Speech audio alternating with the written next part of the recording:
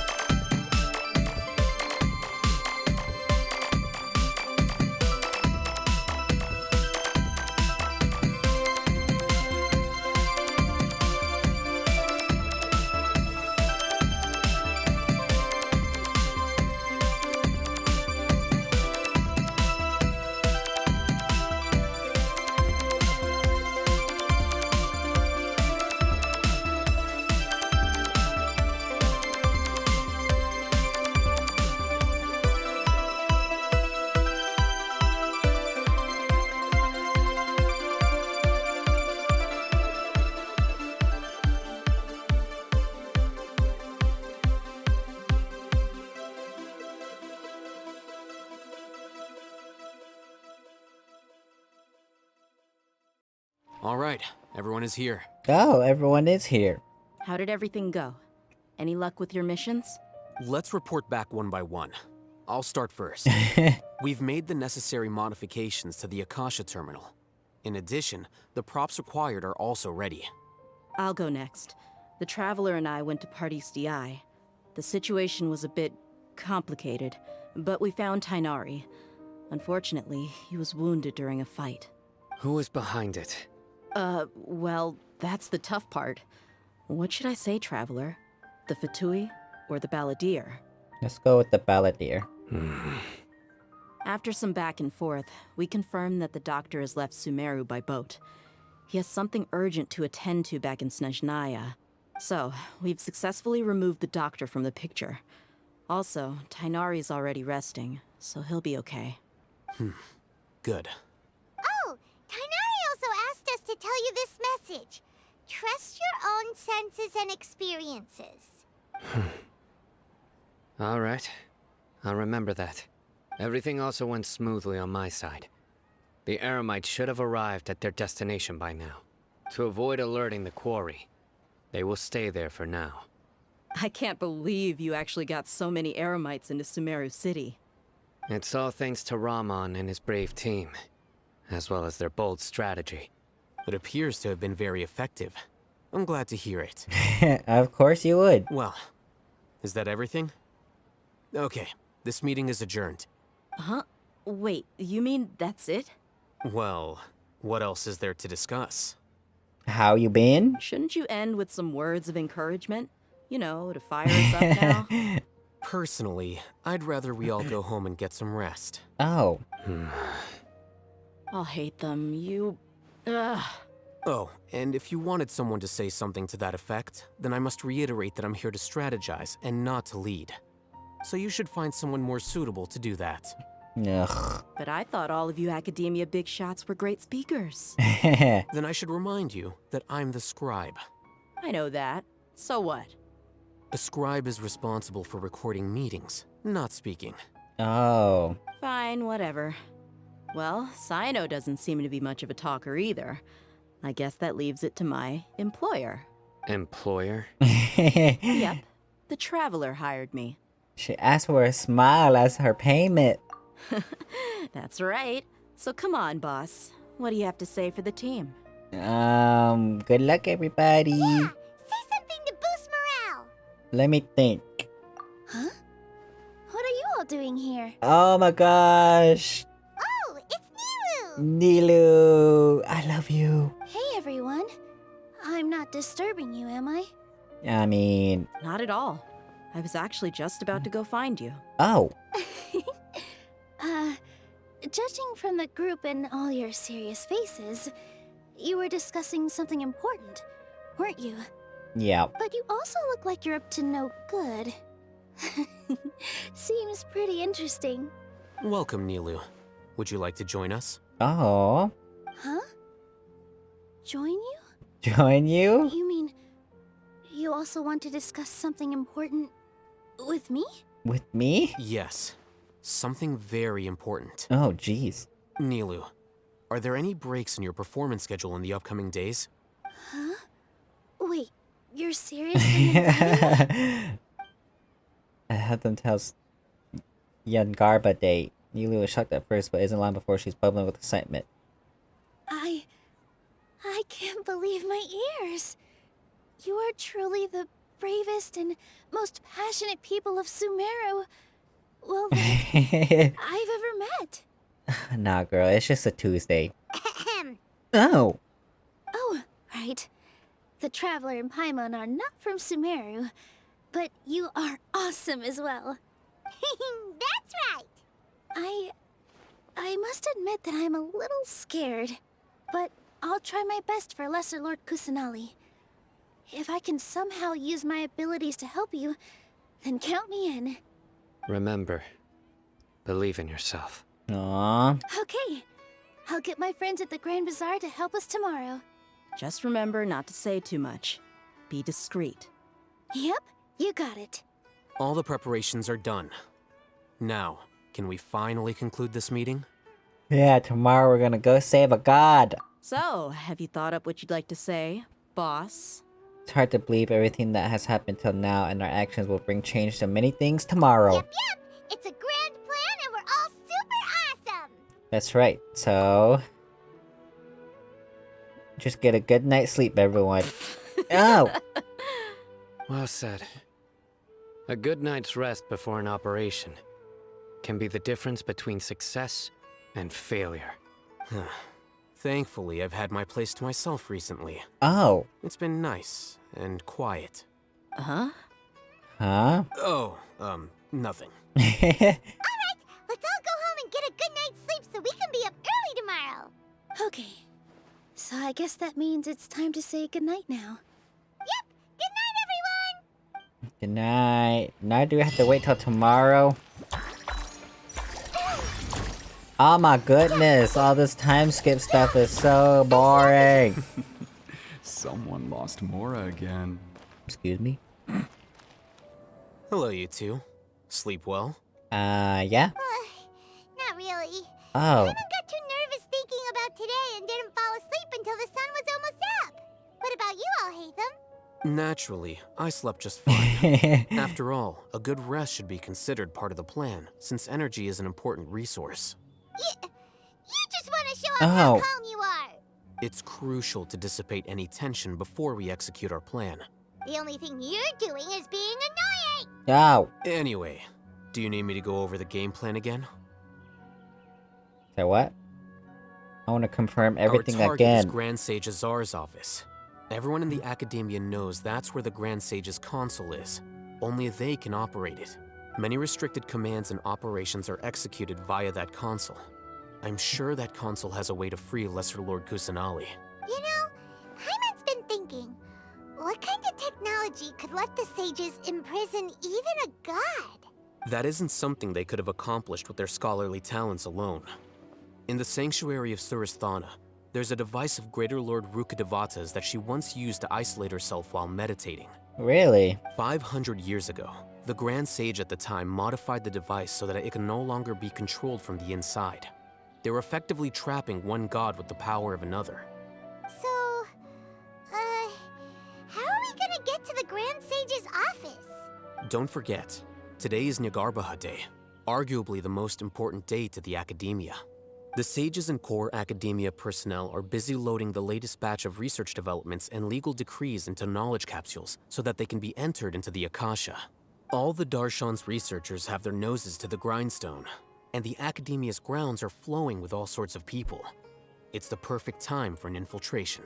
When the Grand Sage leaves his office to supervise the entering process, that's our cue to access the console and free the Dendro Archon. This plan feels a bit unrefined. Well, yes. That's just the visible side of our plan, after all. If precedence holds, the Academia should have already started preparing for Nyagarbha Day. Everyone should be in position. All that's left is for us to lead the charge. Let's go. Let's go! So are we just gonna walk in through the front door, or? Yes. Were you expecting a stealthier approach? Paimon can't think of a good comeback. Alright, it's all on Alhaitham if things go south. Oh, you have so much faith, Paimon. Hello, y'all. Just kinda... Can I read your thoughts? No. It's me. It's not me, not the Dendro Archon. I'm just a little girl. Hello. Okay.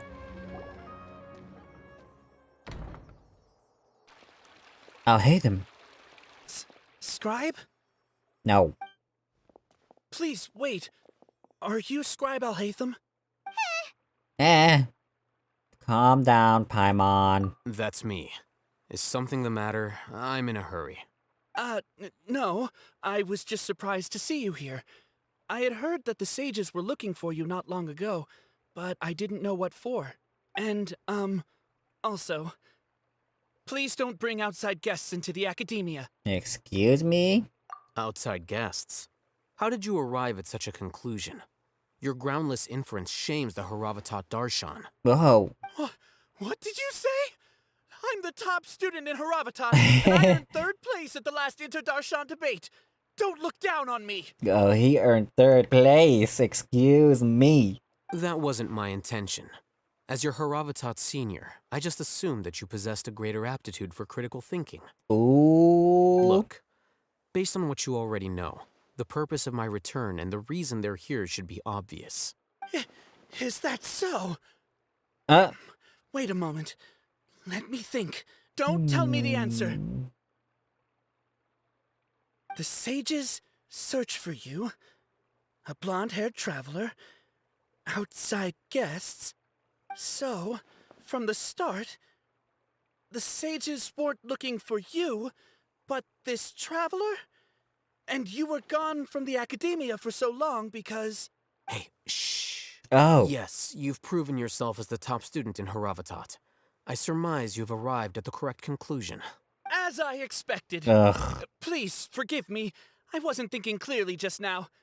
Thank you for getting me back on track. Get lost. It's nothing. We'll be on our way then. All right.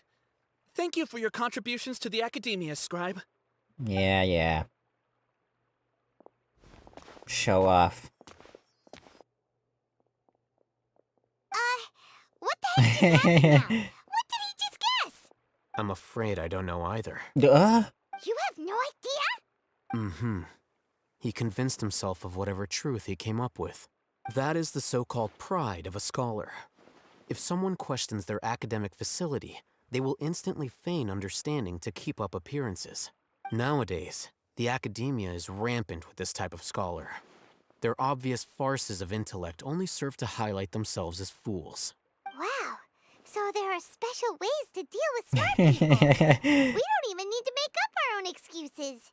We shouldn't waste any more time. It would be problematic if we missed our window of opportunity. Let's go. Let's go. Oh. La la la la la. Enter the house of Diana. So, what is a vision actually made of? Girl, I can tell you. I don't know. The subject is better discussed with Kishwarar.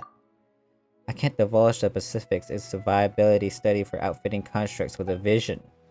In the Spontamod research, special legend of flow of energy, I don't know enough about powering constructs, so I'll need help. That's how academic research works. It's not something one can just power through alone. Few can be like Rifate and produce lots of results. Oh, look at this chest that I'm never gonna open. Ha ha ha ha. Hope you guys remember that from a different episode. Whoa, look, these are all the classes. What is that one? That's where freaking Layla's from. Can I go in? Darn it. This is like Hogwarts up my heart. Is this the Academia's library? Wow. Indeed. Known as the House of Dana, it is quite possibly the most extensive special collections library in Teyvat. There are a lot of students going through here. Is it really okay just to waltz right in? The Academia marches to a fast beat, especially since it's Nyargarbaha Day. They're all occupied with their own matters. Just act natural. Now, hurry along. Act natural? Whoa, I'm the traveler.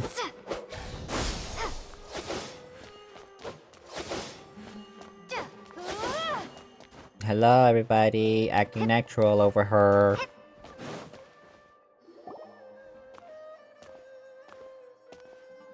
What's this platform for? It's a lift that Academia personnel use to access higher floors. Are we gonna take it then? The Grand Sage's office is up there somewhere. No, not right now. We can't guarantee that we won't run into the Great Sage. Let's step back and observe for now. You think the Grand Sage will exit from there? And after he does, we'd sneak past him? Oh, Paimon thinks that's really dangerous. Who knows? However, if we can confirm Azar's current location, our operation will be much safer if we... Allow me to offer you a hint. If you wish to know his location, look behind you. Nani? What's Grand Sage Azar doing here?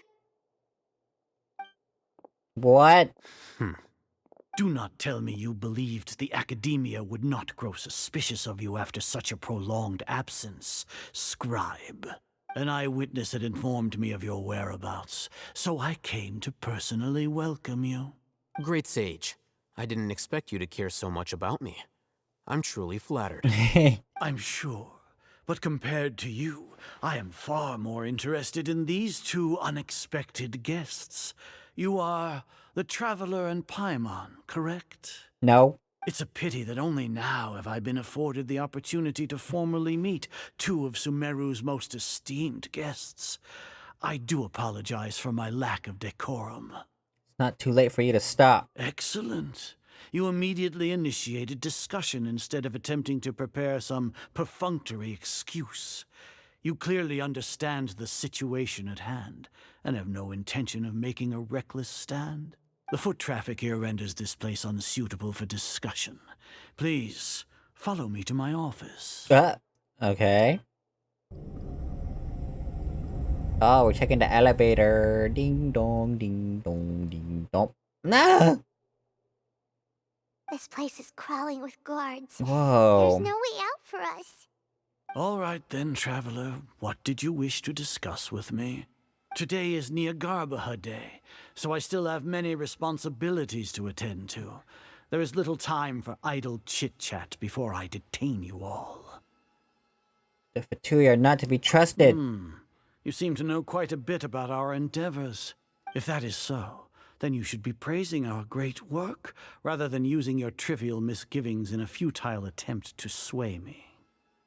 Trivial? Trivial? Then tell me, what do the Fatui want from me? A gnosis? Worthless. Those are all completely worthless. Benefits, divine power. These materialistic words do nothing but debase our great work. Creating a god. Yes, we are using human wisdom to create a god. If humanity cannot attain omniscience and omnipotence, then we shall create a god to reveal them. This is the pinnacle of human wisdom. We shall regain a god's guidance at long last. No longer will we flounder in the interminable void of consciousness and knowledge. Even Ermin's soul will be freed from its plight. Yeah, is that what you think? For our nation of scholars, this is the ultimate aspiration. No cost is too great to realize it. You say it's the pinnacle of human wisdom, but in the end you're still relying on a god. You will never understand the rapture of having a god be born within your very hands. With your degree of knowledge, you cannot even comprehend such an emotion.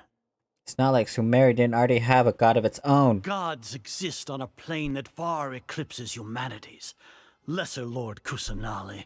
What can she even do? Let her out and see what she can do. Care for the people? fend off sandstorms, fabricate silly fairy tales. These are but child's play for the academia. Does that make us equal to the gods? We are a people favored by Greater Lord Rukkhadevata.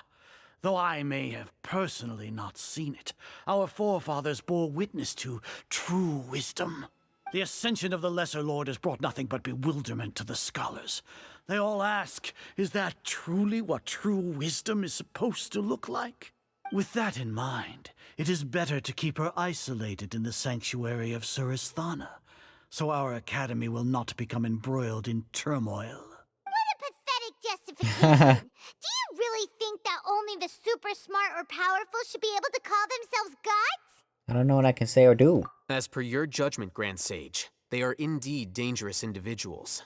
Not only are they acting against the academia, but their ideologies have the potential to lead scholars astray. Looks like there really was merit in my assignment. Oh, Hatham? Are you talking about us? Anyway, I've brought them to the academia as ordered, but it took some time and trouble. Oh, that reminds me. Here's the investigation report you had requested. It's a summary of my time spent with the Traveler. An array of information about her ready for your perusal. You traitor! Oh, Hatham? So you're still on the academia side! We finally started to trust you! I'll hate them, you!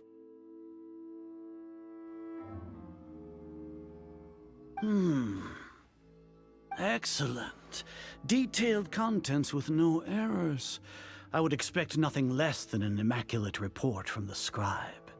As it is Nyagarbha Day, I'll enter the information on you into the Akasha. Surely you know what that means. We'll be monitored, just like Sino. With the Akasha's calculation prowess, all of your actions will be predicted with an accuracy of at least 98%. Furthermore, your data will be updated in real time whenever new information presents itself. Wow. To put it into words you can understand, wherever you go, you will be walking under an invisible leash. This is Sumeru's greatest penalty for dishonest persons. Does that also include your General Are Mahamatra? you not familiar with the concept that great responsibility begets an equally great suspicion? In any case, you are Sumeru's most concerning external variable. Locking you down will greatly decrease the chance of any undesirable outcomes coming to pass. You're despicable! Oh. Despicable? Perhaps from your perspective, but I suppose you had mentally prepared yourselves for this, no? What do you mean? Your ploy was to sacrifice the Traveler here, was it not? Lord Azar, I know what you're trying to say, but I've been following your plan this entire time. Why are you doubting me at this juncture? Must I delineate your entire plan? Very well, I will spell things out. First off, I received an eyewitness report that you were spotted with the Traveler at Caravan Ribat. However, you immediately departed for the desert and escaped surveillance range. Judging by the time, you all likely encountered the truant General Mahamatra in the desert. Am I correct? Maybe Paimon shouldn't have mentioned Sino just now. The Academia had not received correspondence from its scribe for a prolonged time. You were also in the company of the Traveler, a close associate of Lesser Lord Kusanali and General Mahamatra Sino, who had defected from the Academia. With their instigation, what was the probability that you would betray the Academia? Rationally speaking, 50%? 70%? What do you think? Regardless, that's only a guess. The facts are that I've brought the Traveler right before you, and I gave you my report. Indeed, your boldness deserves praise. I hate To his think voice. That despite status as an outlander, the Traveler is still willing to sacrifice for the sake of your plan. If I'm correct, you have a contingency plan to save Lesser Lord Kusanali and ruin our great work. Sneak into the Academia on Nyagarbha Day, using Alhatham's status as the scribe. For there is a good chance that an opportunity to save the Lesser Lord will arise. Should your intentions be discovered, Alhatham will turn traitor and sacrifice the Traveler, thus proving his innocence. He can then stay inside the academia and continue searching for a way to proceed forward. As for Sino, according to the Akasha's calculations, he will soon return to the academia and confront me in person. I suppose this is also a part of your plan? You'll see me as a traitor regardless of what I say. No? Even if you impugn me, it would have little effect on you all. You misunderstand. Losing our scribe would irreparably damage the Academia's regular operations and the development of Sumeru's future academic systems. However, under the current circumstances, even that is trivial compared to what we stand to gain from our great work. You said that I betrayed the Academia, but you, Azar, you've betrayed all of Sumeru, betrayed its Archon. Oh. So flight is turned to fight at long last. Guards! I hate them trial. Oh.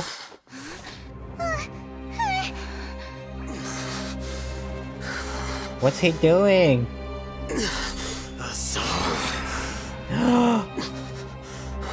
He's becoming possessed? What? He had it this whole time. Well, what do we have here? So you stole that divine knowledge capsule.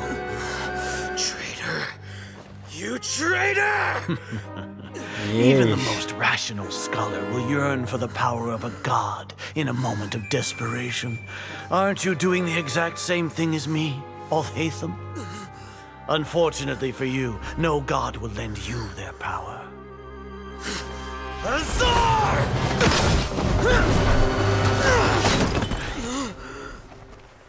I hate them.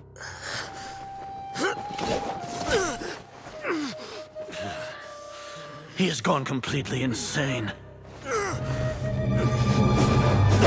Oh.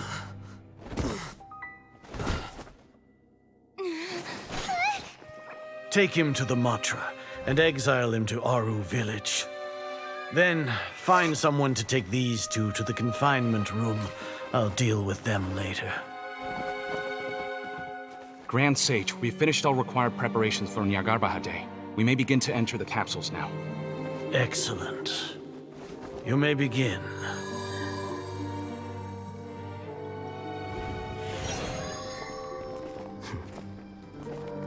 Wait, what?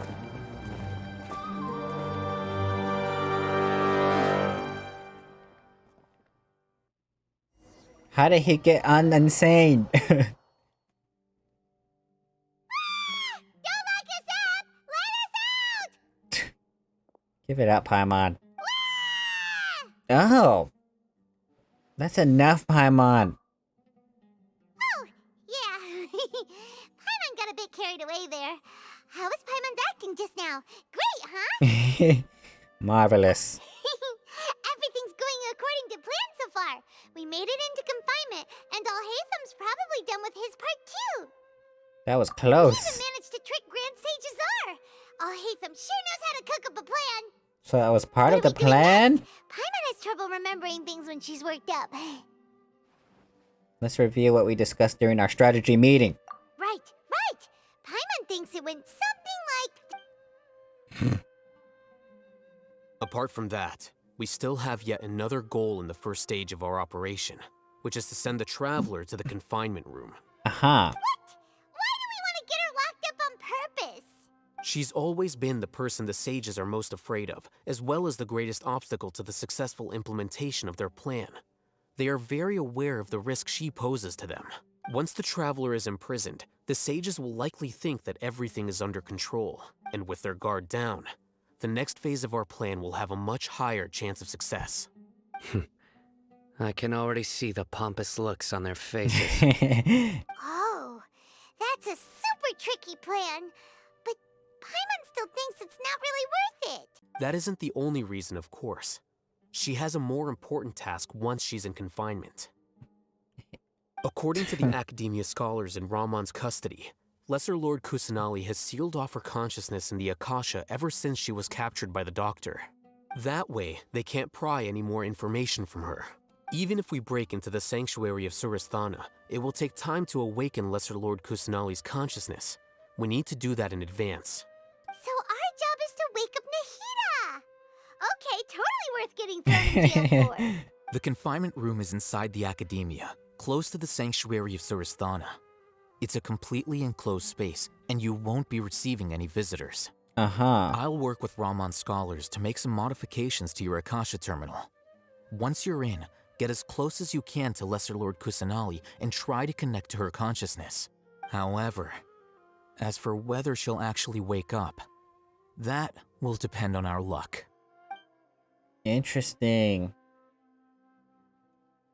Oh, no wonder you've been wearing your Akasha terminal Whoa! today. It's the one that Alhaitham modified. Paimon thought they'd take our Akasha terminals when they'd locked us up in here. Were they being careless? That wasn't because of carelessness a bit. They think the Akasha is completely under their control. Right, so what now? We try to connect with Nahida. Sounds easy enough. We can finally talk with Nahida after all this time. Let's do it. There's a light flashing on your Akasha terminal. It's almost like... the faster it blinks, the better the signal. Beep, beep, beep, beep, beep, beep. Wow, I found already. Here? No signal again. Is it getting jammed? Beep, beep, beep, beep, beep, beep, beep. There you go. Here? Ah, No signal again. Is it getting jammed? there. Whoa, it's Mora. Ah? Ooh, Mora. No, Paimon, we're not here to hunt for treasure. We're not here to hunt for treasure.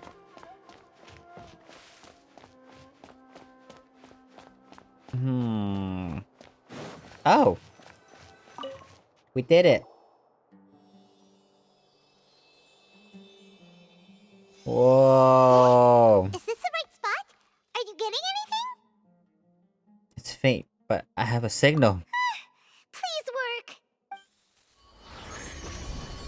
Oh, forget me.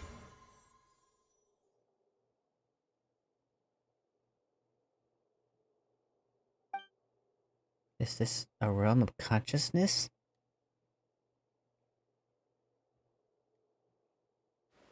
Nahida! Oh, she's all in here by herself. Nahida's not moving. She really has sealed off her consciousness. I need to think of a way to wake her up.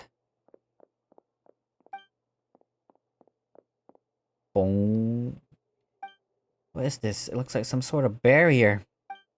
Is Nahida using this barrier to isolate her consciousness from the outside world? Whoa, my voice! Hey, Nahida! Oh my gosh, that sounds weird. Wake up! Dang it, she isn't reacting. She seems like she can't sense me. Ah! Ah! When did it first start? What? Oh, right. It started from the moment I was born. I wanted to become a worthy Archon. So I've kept studying. Kept listening to my people and their hearts. Kept looking for a way to save Irminsul. So I can catch up. Catch up to Greater Lord Rukkhadevata. But I'm stuck in the sanctuary of Surasthana. The sages are creating a god to replace me.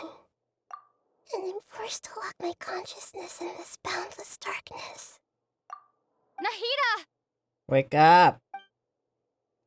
Is there really nothing I can do? But she's right in front of me. I can't just give up like this.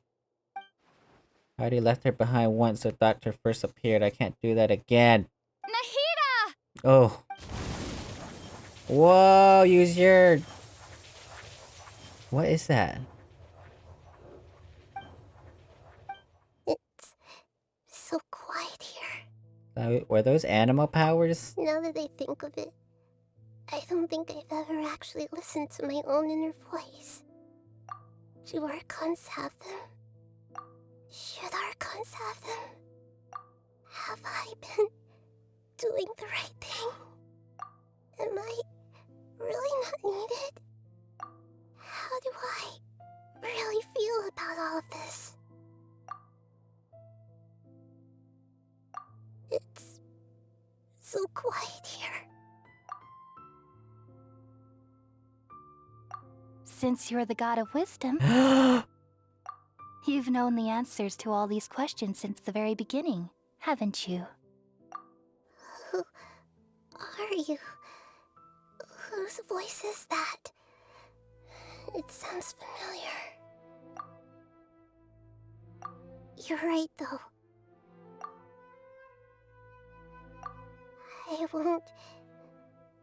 I won't ignore my own voice anymore. Whoa! Nahida! Wake up!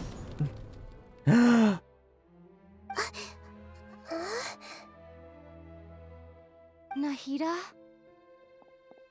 Her voice. My voice. Did you wake me up? Thank you. Why are you here? We're here to rescue you. Are you alright? Oh. I'm fine. It's just when I think of everything that's happened to me, I feel really angry now. You should have been angry ages ago. Aww.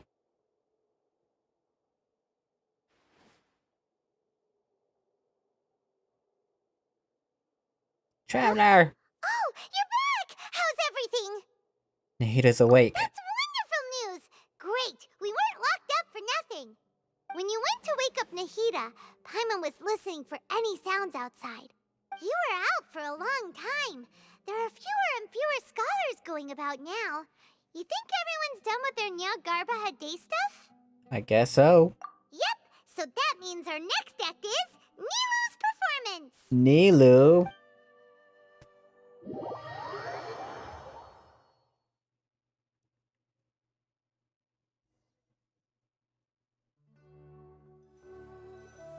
Nilu, are you sure about this? You're taking such a great risk for them. I'm sure, and I'm going. You know that I don't like to pass up any opportunity to dance, and this one is especially important. All right. You seem to have a lot of trust in them, so I won't say more on the subject. But if anything happens, the few of us here may not be able to help you. Don't worry. They've been through worse. Everything's going to be fine. All right. You know, if you really do get arrested, we'll do everything we can to get you back. Be careful, even if it's only for our sakes. Thanks, Mr. Zubair. You're so very kind. Whoa, what's your set? Ah, my lord, why do they always do this? I don't have this though. I don't have this though. Am I really gonna fight? Is that what's happening? So this lasts 6 seconds longer.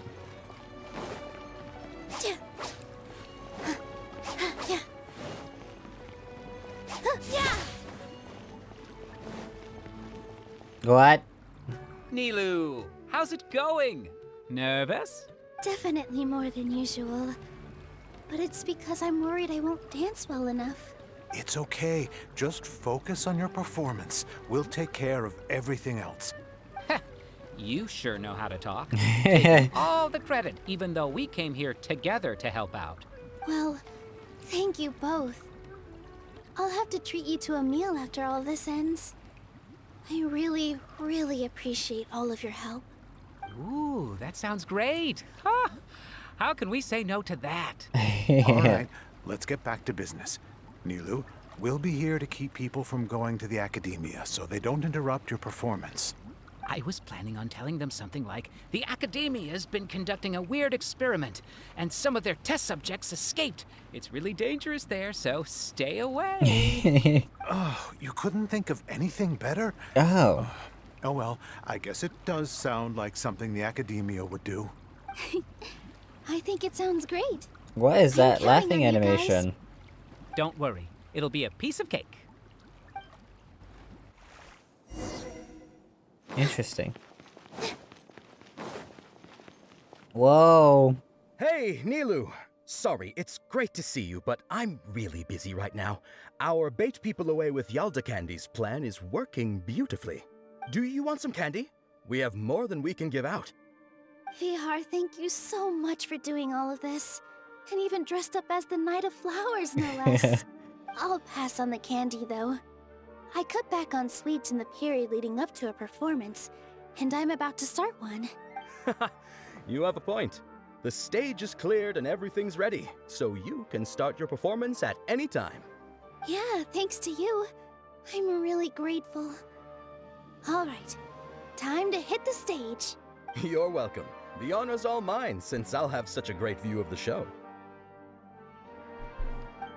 Okay. Oh, it's a cutscene.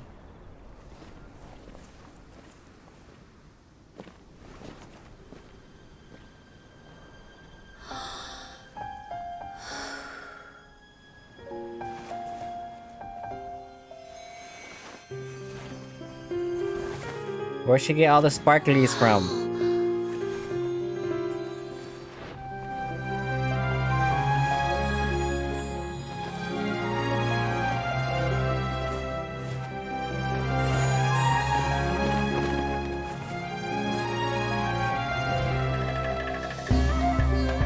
I've never seen a performance like this. This is incredible. Yeah, but I heard that public performances like these have been banned. I can't believe she's doing this here.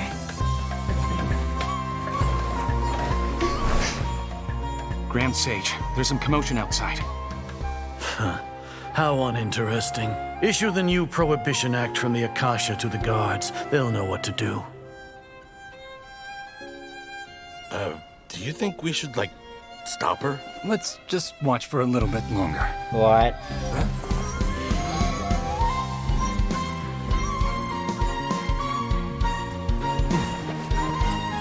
Wait, what?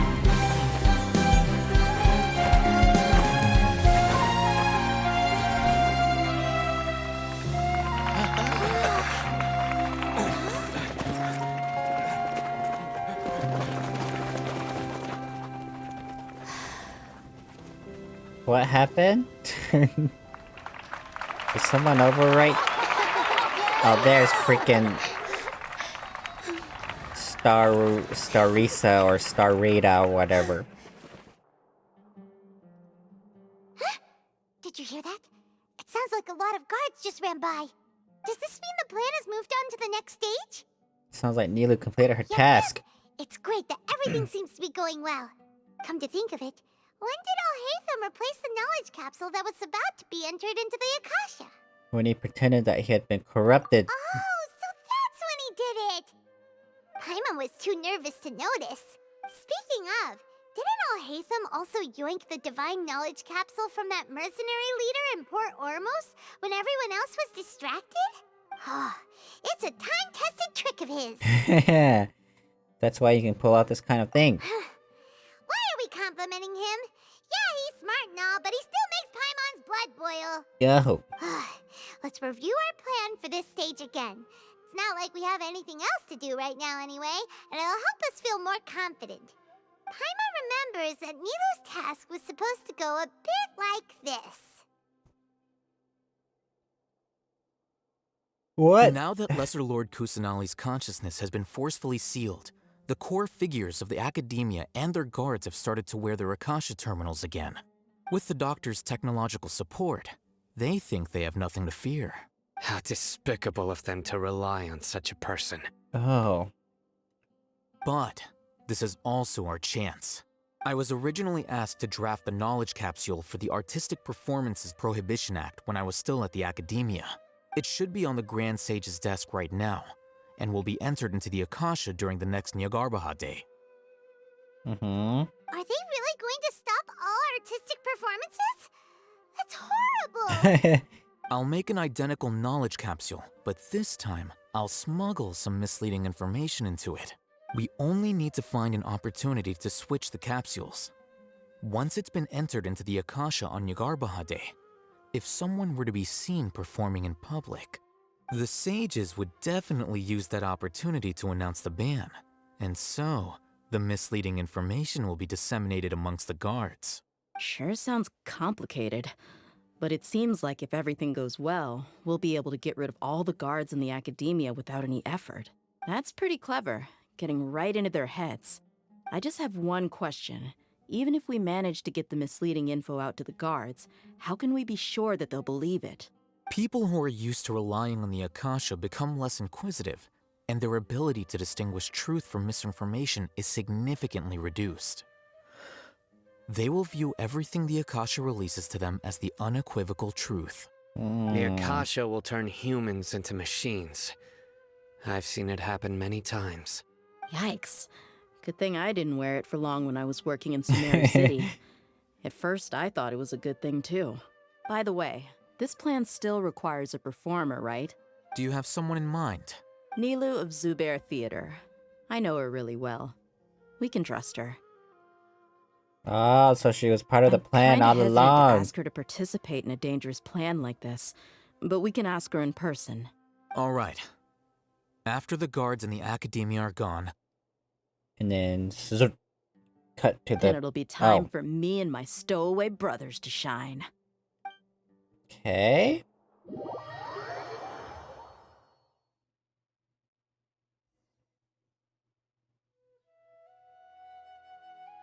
Here they come. Did you see that, Raman? They came out from the academia in droves. Whoa.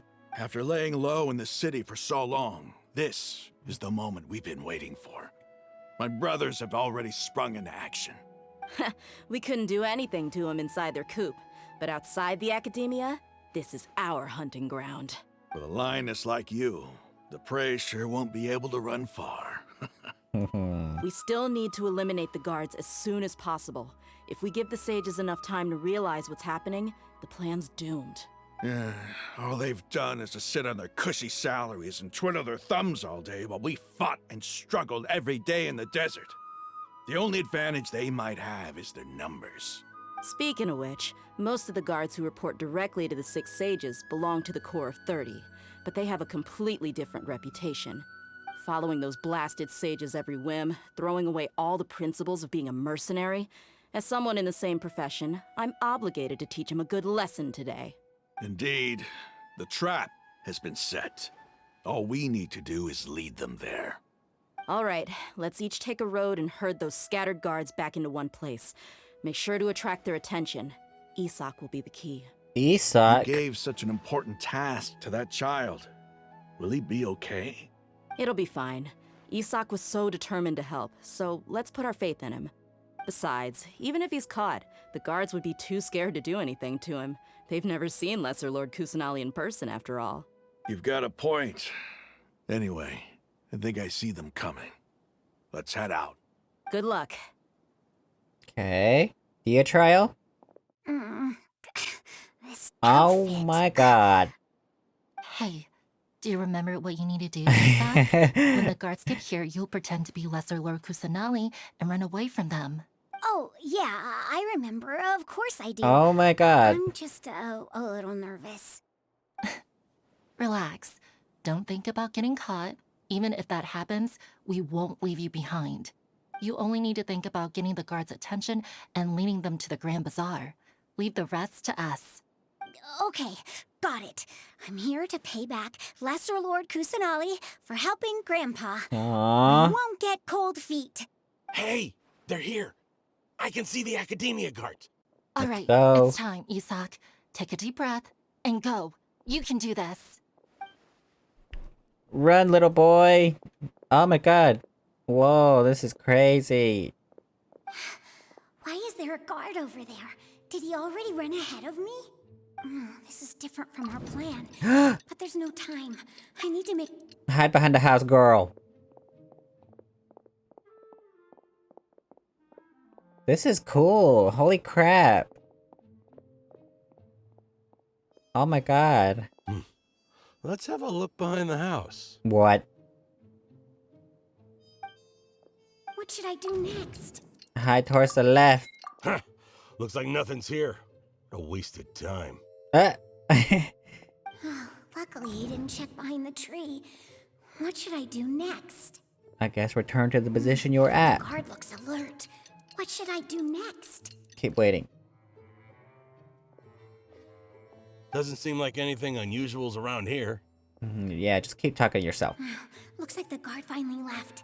I need to go. Oh my god. Where'd you get this wig from, girl? That's what I want to know. Hey! Lesser Lord Kusanali is over there! Stop! What? Lesser Lord Kusanali? How did I not notice that? They found me. This is bad. Where should I go?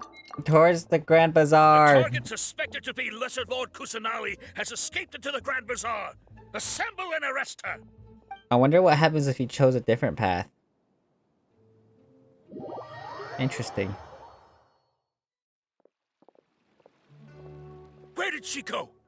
How did she disappear? Did we lose her? Hurry up and find her! Hey, why is your team here? Didn't we say to split up our search? What? Hurry! Hurry! This place is... Why are you all here? Yeah, isn't it one heck of a coincidence? Everybody's here. What on earth is going on? I suppose that's all of you? Who are you? Did you set us up? What are you planning? Phew, that was rough. I almost got caught. Little brat? So you're not actually Lesser Lord Kusanali. Who exactly are you all? Eremites from the desert? Just some colleagues. Think of this as a business competition, or a personal grudge. After stepping into our traps, stop thinking of yourselves as hunters. Behave like the prey you are. Whoa. You and that whistle man.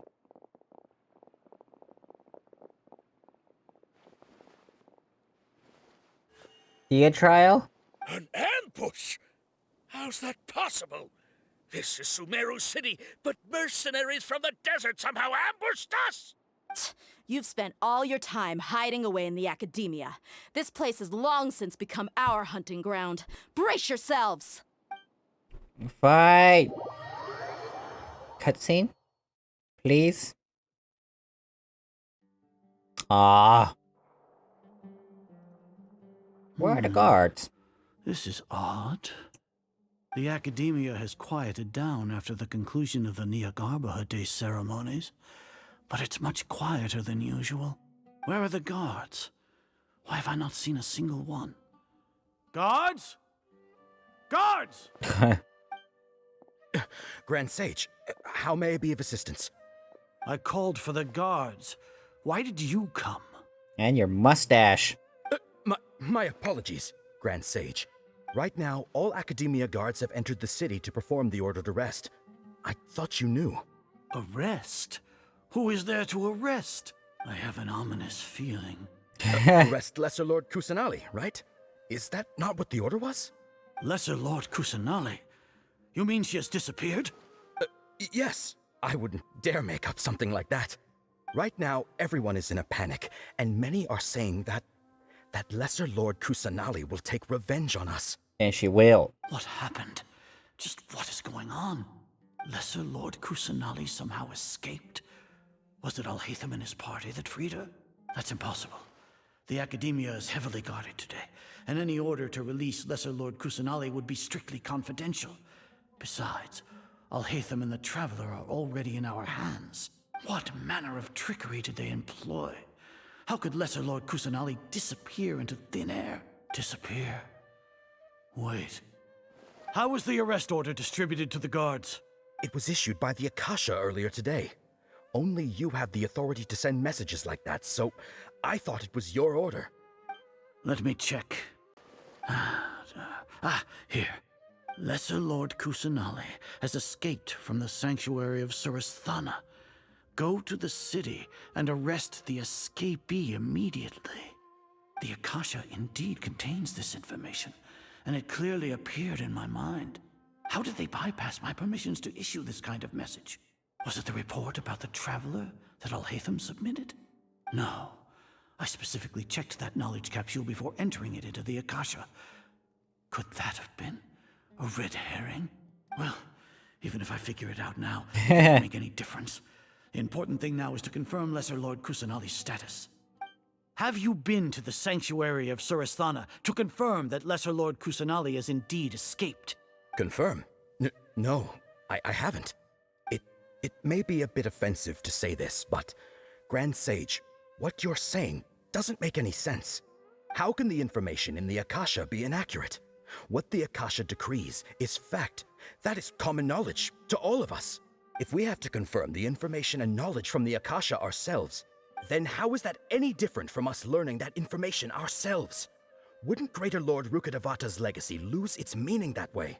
In the beginning, it was I who asked you to believe in the Akasha, to believe in the legacy left by Greater Lord Rukkhadevata.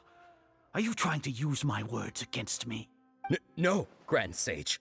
I'm merely confused because I believe in you. I never meant to refute you. Stay here and see if there are any suspicious people around. I'll go to the sanctuary of Surasthana on my own. Aha. Yes, Grand Sage. Alone? Lesser Lord Kusanali has escaped from the sanctuary of Surasthana.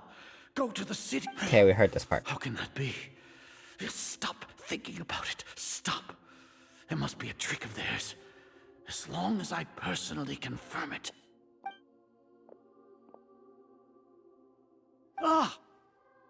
Ah! Impossible. That's impossible. There must be something wrong with my eyes.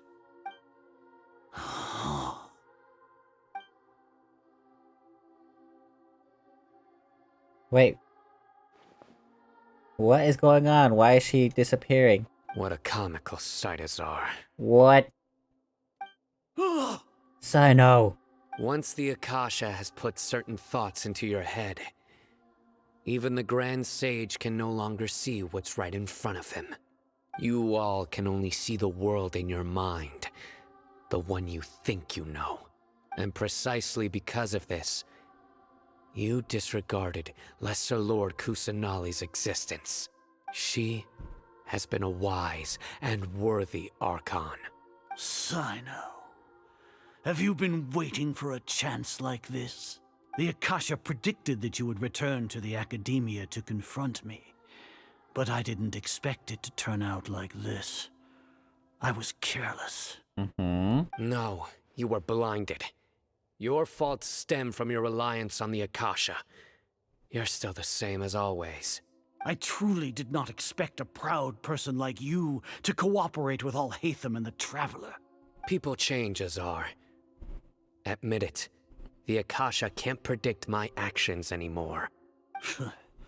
Then tell me, what have you found during your investigation? You want to buy time? This is the sanctuary of Surasthana. Under your own regulations, even Academia staff are forbidden to come here. No one will come to save you. As for the investigation, I've at least confirmed that you are guilty of insurgency against the Archon. A serious crime. So what?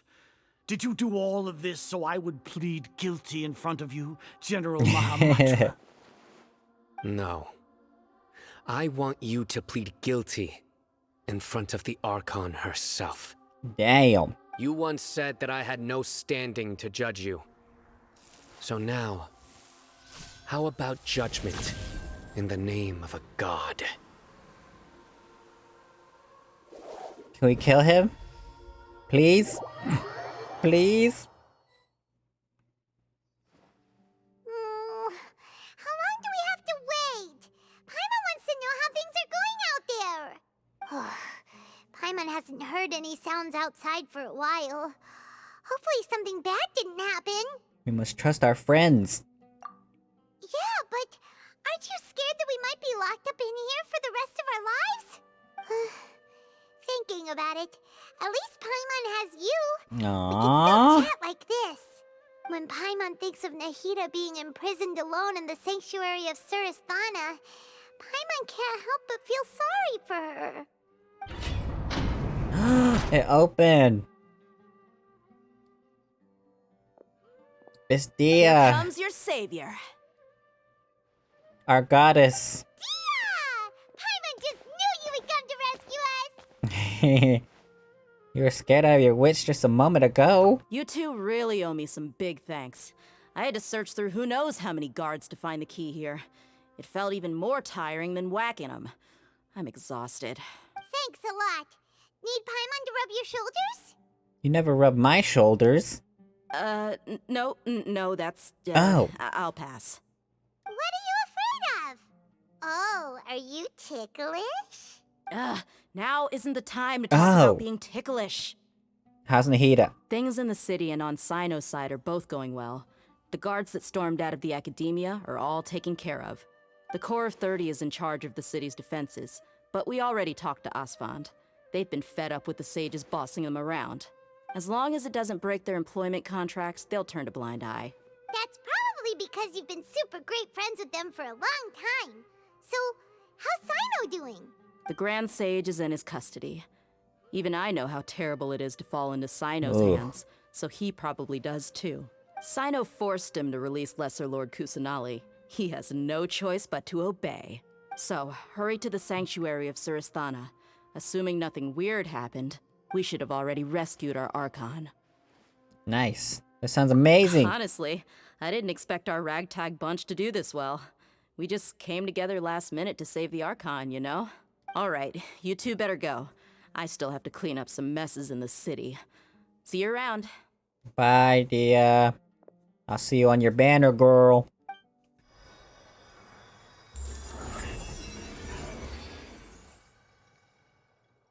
She's free.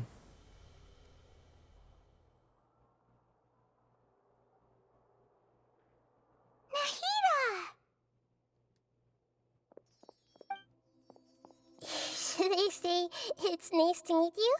This is the first time we've met in real life. Before, we've only met in dreams, consciousness, or when I was in someone else's body. We finally meet. Thank you so much for coming to rescue me, but I also need to apologize. During this time, I did some self-reflection. My sense of inferiority and yielding to the academia led to all of this, and created so much trouble for you all. You deserve to be freed. Exactly! We're here because you're a good Archon and one of our friends! Thanks, you two. Amazing. So this is how it feels to walk out of that cage with my own body. It's like I just had an endlessly long dream. I can't even tell if I just woke up or was only now born into this world. My concept of self has become so clear. But now doesn't seem to be the time to indulge in this feeling. Saving Irmisol. This is really embarrassing. You all just rescued an Archon, and now she needs your help to save her country, and even the entire world. It's okay. With you here, Paimon's sure that everything will work out. There's one more thing. Huh? For all the things the Academia did to me, and for all the folly it committed in the name of wisdom, as their Archon, I will make them pay. Oh. Wow! That's the spirit! You're finally standing up for yourself and not letting people walk all over you! I understand now. To be a better Archon, I first need to better myself. If you haven't even figured out how to be a caterpillar, how can you be a butterfly? This is knowledge that only you yourself could have discovered. Yes, true. That reminds me. I wonder how far along the Academia is with their god creation plan. We need to hurry and prevent the birth of that false god. I need to make some preparations. Since I'm now free, I can establish a direct link to the Akasha and control it. First things first, I need to remove the restrictions that the doctor put on me in the Akasha. After that, I'll make some adjustments and revoke the sage's permissions. The Akasha will then be like how it originally was, only operable by the Archon. Whoa. After all, the Academia betrayed Greater Lord Rukkhadevata's trust. This might take some time. In the meantime, you should also work on your own preparations. If we don't stop the God creation plan in time, we'll be in for a tough fight. We're back. How's it going, Nahida? I'm done with the parts that needed my involvement to complete. Although it's my first time working with the Akasha like this, its internal structure and operation procedures are easy for me to understand. Greater Lord Rukkhadevata's design is truly brilliant. It's your design, girl. Oh, also, this is for you. What is this? Huh? What's this little floaty thingy? It's a small device I put together just now. You can think of it as an upgraded Akasha terminal. You may not need it right now, but it should be helpful in certain situations. Wait! This thing has the same characteristics as Paimon! Oh. We're both small things that float! Oh, all the things that make Paimon special got copied! When Paimon appears with the Traveler from now on, people won't remember Paimon because she isn't unique anymore! Are you actually upset? It's alright, Paimon. It can't replace you. It's only a flying device, but you're the Traveler's irreplaceable friend. You're so good at comforting people, Nahida. If only the Traveler was as smart as you. I was simply telling you what I feel to be the truth. I wasn't trying to comfort you. Nahida, you're a natural at this. What you just said made Paimon even happier. By the way, there's something I need to confess. Even though I'm the Archon and in control of myself again, I'm not very good at fighting. You may have heard that an Archon's power is derived from their people's faith. However, I'm not as well loved as Greater Lord Rukkhadevata. If we get into a situation where combat is our only option, I'll have to count on you, and I'll do my best to provide support. Don't worry. I'm glad I can rely on you. So the God of Wisdom isn't good at fighting? That actually sounds about right. Oh. I've located where the false god is. Time is of the essence, so let's skip to it. Let's go. Full Archon team, let's go. Even though it's probably a bad idea. What is this place? Is this really the way we need to go? Wow. Who would have thought there'd be a place like this hidden right slap bang in the middle of the city? The sages wanted to realize their god creation plan without being discovered. The safest and most convenient way would be to build within the academia itself. That's true. They were already hiding one god, so why not two? Judging from the structure here, the project is a huge undertaking. The sages really saw the god creation plan as their ultimate goal. But this place doesn't look like it could have been constructed by the academia alone. The Fatui under the Doctor sure didn't hold back. They provided a lot of technological support. It's to help one of their own harbingers become a god. Yeah, or else they wouldn't have been that generous. Is that it, though? I've always felt that this Doctor is different from the academia sages. He doesn't seem to share their sense of urgency. Instead of being interested in the end product, it's like he's enjoying the experimental process. The Fatui Harbingers are all such weirdos. So, the Doctor being weird is actually normal. So, this Fatui that they're trying to turn into a god is called the Balladeer? Yep. We had previously come into contact with his consciousness. He harbors particularly strong obsessions. One is the desire for a gnosis, since he was created to be the vessel for one. The other obsession is probably related to his past. I can't quite explain it. Paimon knows that he was a prototype puppet for the Raiden Shogun before he became a Fatui Harbinger. That's why he wants a gnosis so badly. There's no way he'd willingly be a test subject. Now with that temper and ego of his. It sounds like you know the Balladeer quite well. We've had a few encounters. I see. Tell me more about him and what he's like. The more we know now, the better we can plan for and react to any future situation. Black screen. He crazy girl. Ah, I see. How fascinating. Alright, time to go. Let's get through here and meet him in person.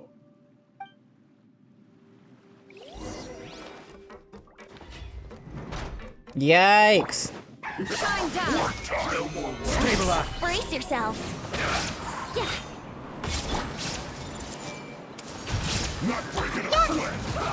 Hiya! Hiya!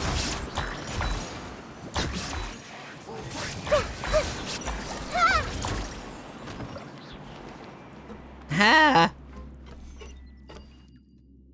Wow. Any hidden chests?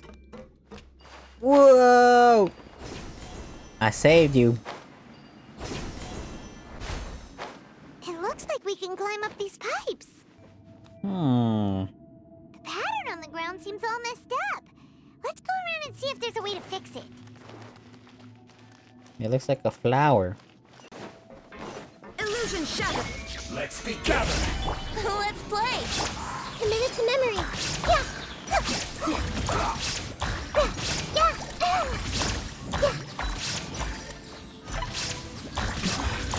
This isn't good. Rotate. Oh, okay. Whoa, okay.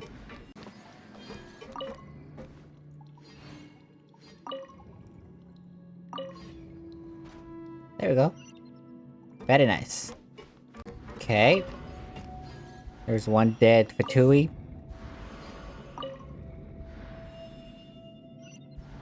Interesting. Okay, this should be the last one. Boom.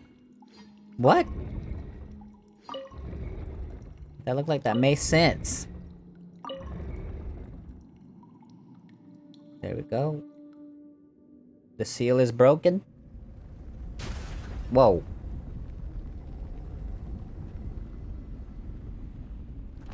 Interesting.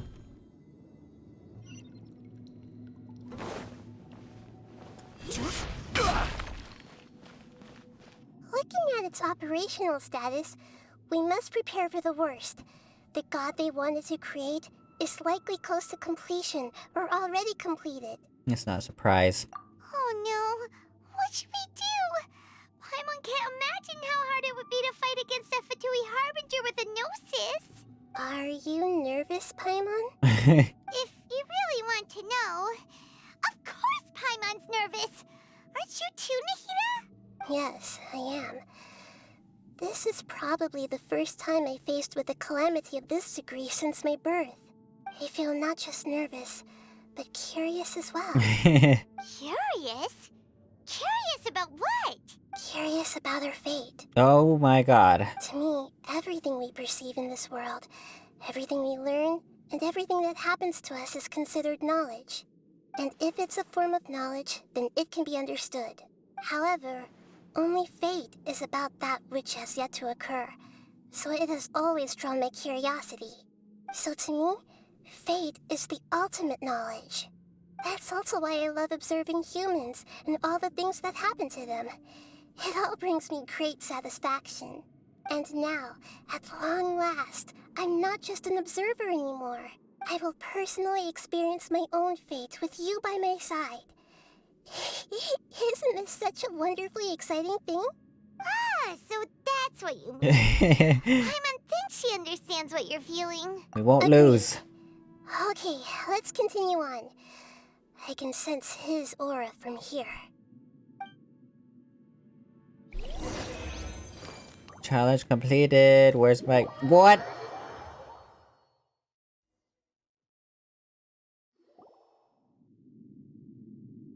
Okay. Cutscene!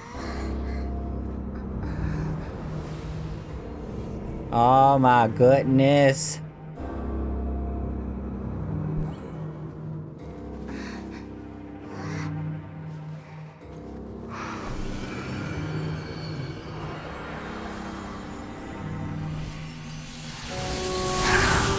Yeah.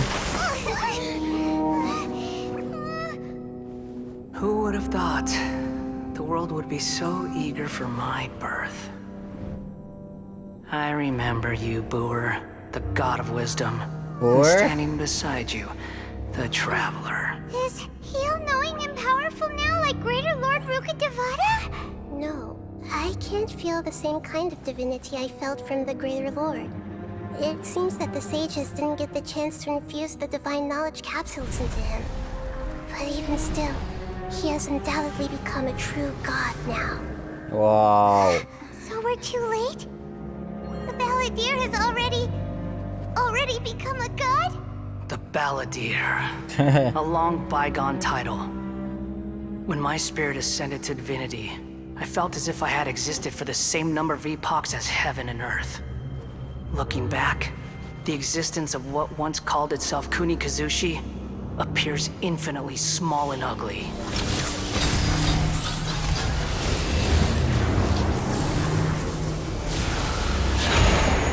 What? The protocol? Aura. It really feels like a god's. A body that capitalizes on the Balladeer's original construction as a mechanical puppet, with the Gnosis serving as a constant power supply. How much effort and resources did the sages put into this? From a purely technological perspective, it's a commendable achievement indeed. It's no exaggeration to say, this is the culmination of human wisdom. You sure are something, dishing out compliments at a time like this. But I don't think he's reached the spiritual height of a god. He's still the same old Balladeer. Strife is engraved upon every god and every gnosis brought forth into this world. Can you feel it? The exhilaration of such power, and the thrill of anticipation for our contention. Nahida wouldn't feel the same things as you! Do you not realize that you are interrupting a conversation between gods? Lowly creature, know your place. Nah, still the same Balladeer as we know. The strife engraved upon a gnosis. You're talking about the Archon War. Tevat's current peace was not easily won. I didn't personally participate in the Archon War, but the way I see it, all those losses were meaningless, driven by the demands of the laws. There's no point in bringing it up again. Is that so? Yet I am deeply disappointed that I was never allowed the fortuity to personally participate in the Archon War. This is a first. Encountering a god in this world who does not crave power. No wonder your own people have abandoned you, God of Wisdom. But from now on... Your judgment is as your existence. Unsubstantial. This is where everything ends, Buer, the God of Wisdom. You should know that wisdom cannot solve every problem. Like now, where your only option is to face me in combat. Come! Oh. Let us reenact a scene of the Archon War. Come and inaugurate my birth as a god. No. Yikes! Churn! Shine down! What? Stabilize! This will be the Archon War to end. Perish! Pick up energy blocks generated. Yeah. Feeble human!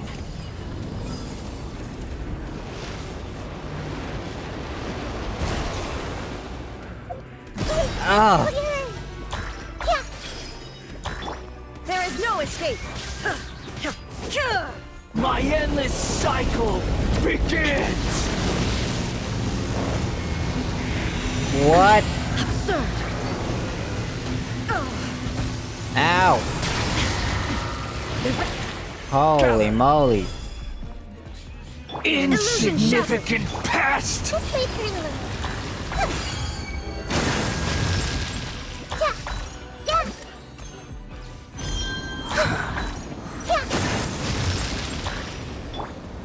Stabilize! Feeble human! Time Die! for takeoff.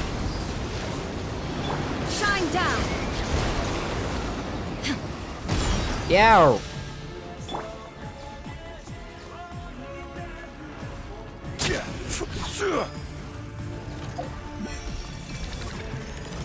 At my command, Solidify. you shall fall!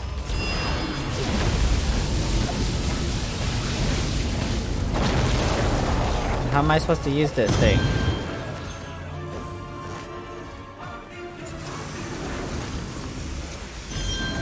Oh. Okay. Insignificant pest!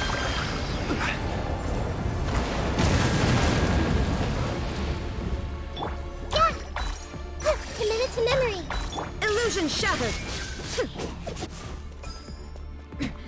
Transcend all constraints. Churn! Stabilize.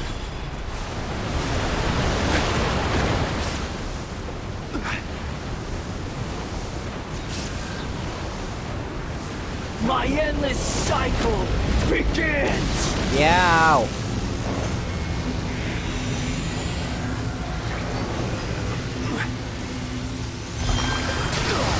Ow! Okay, how are we supposed to defeat him? Insignificant pest! Oh! Shine down!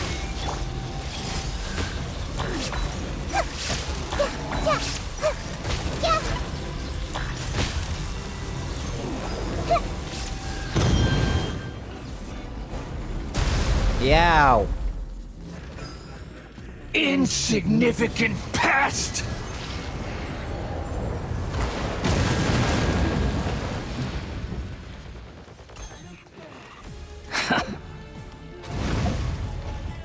Which one can we use? Oh!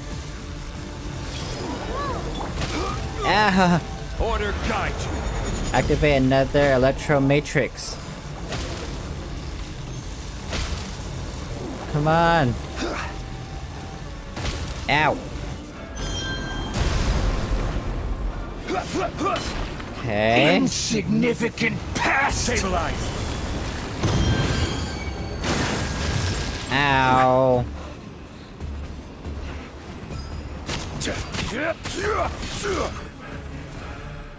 Can we activate this one? Ugh.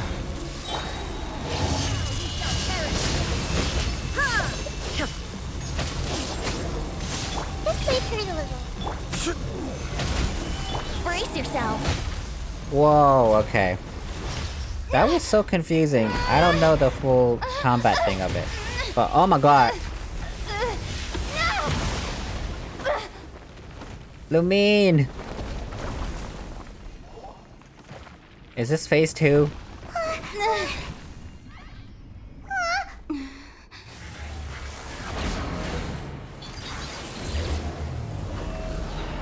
Ah, my goodness. I thought we were done. Gather. Tremble! Huh? Okay. Hiya. Burn to oblivion! Burn to oblivion. What do we do with these? Illusion shattered. Kneel! Solidify.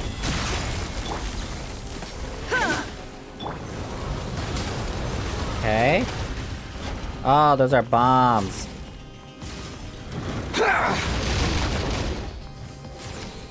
Whoa. Would have glided faster. Yeah. Think you can get away? Tremble! Yeah. Stabilize.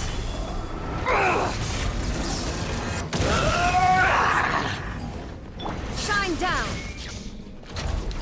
Okay. Roll. Reality is pain! Holy crap.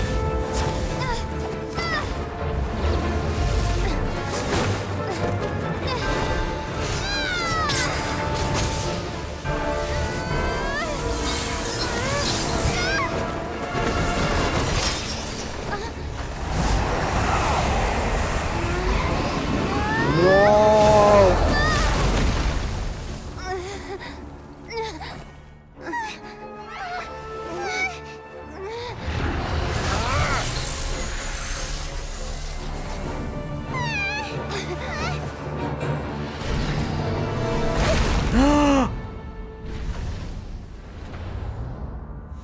Did you just squish?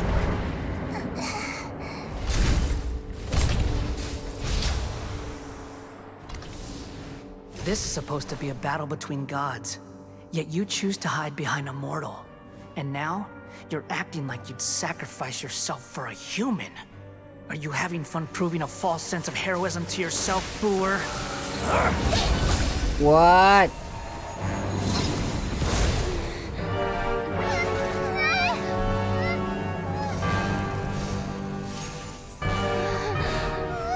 The data collection is almost complete. Do you even know how many times you've tried to take my gnosis from me? Wait, what?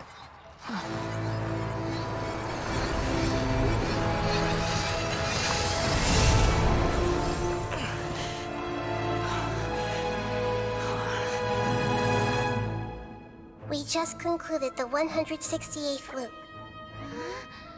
Did you know that in the effort to create you, the people of Sumeru were forced to live through the exact same number of Sub-Zerus festivals and Samsara cycles? The power of dreams. When did you use it on me? Wow.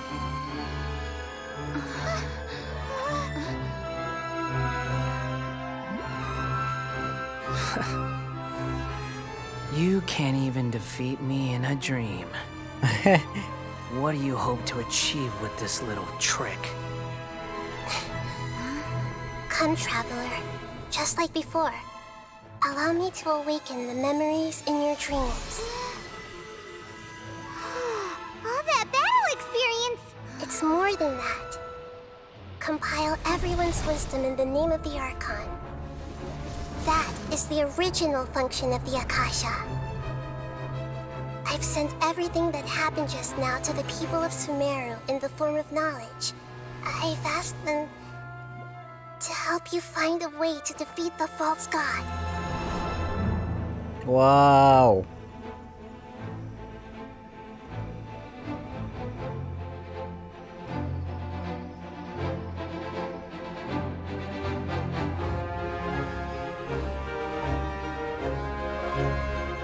Now, all of Sumeru's wisdom is at your disposal.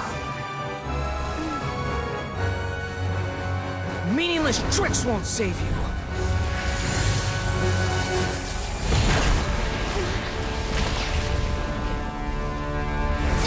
Whoa.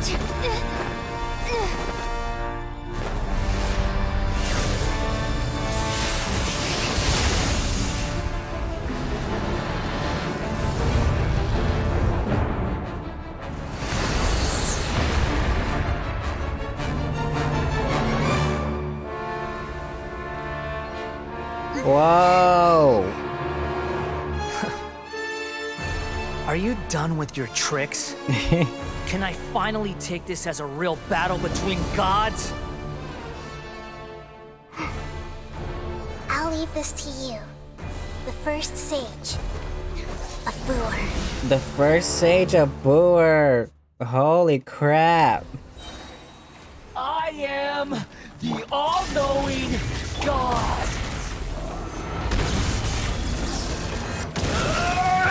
Yikes.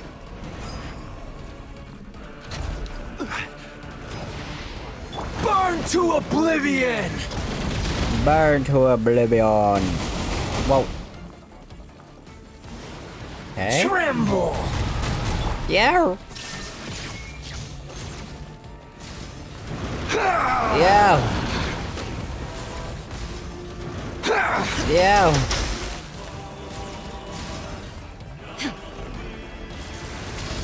Kneel!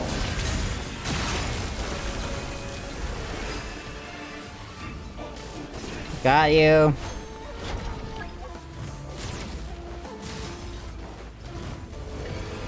Reality is pain!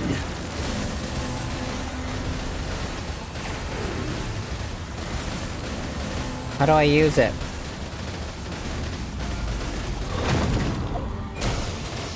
Yeah.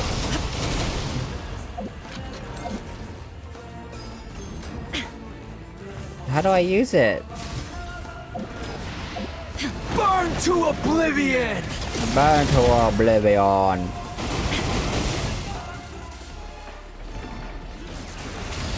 Kneel! Yeah.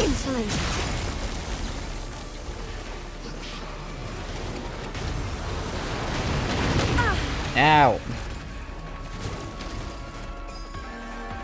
Good riddance, cruel world.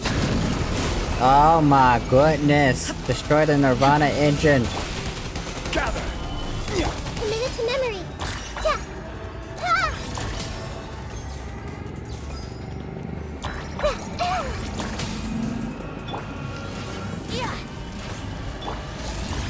Yeah.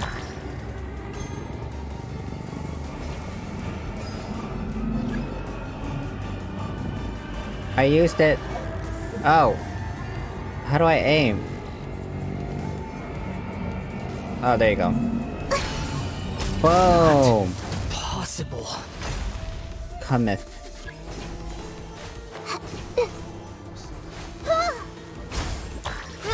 Roll. There is no escape. The Temple of Wisdom. Stabilize. Inazuma shines eternal. Whoa. Okay, that was super easy, man. Why was that super easy, man?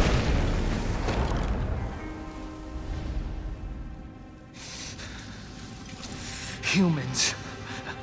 Filthy humans.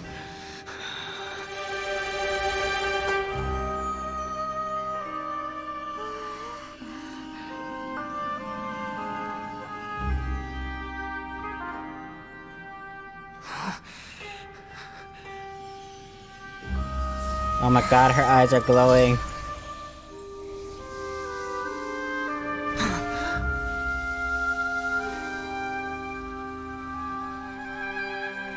No! Wait! Please! Anything but the Gnosis!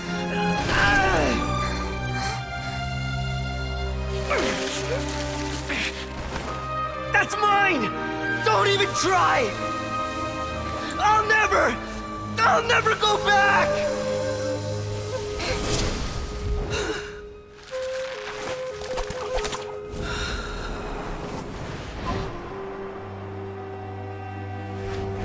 Oh. She didn't even catch him?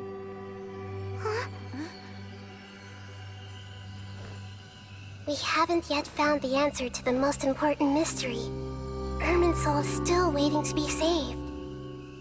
With the power of another Gnosis, we may now finally understand the last memory of Greater Lord Rukkhadevata.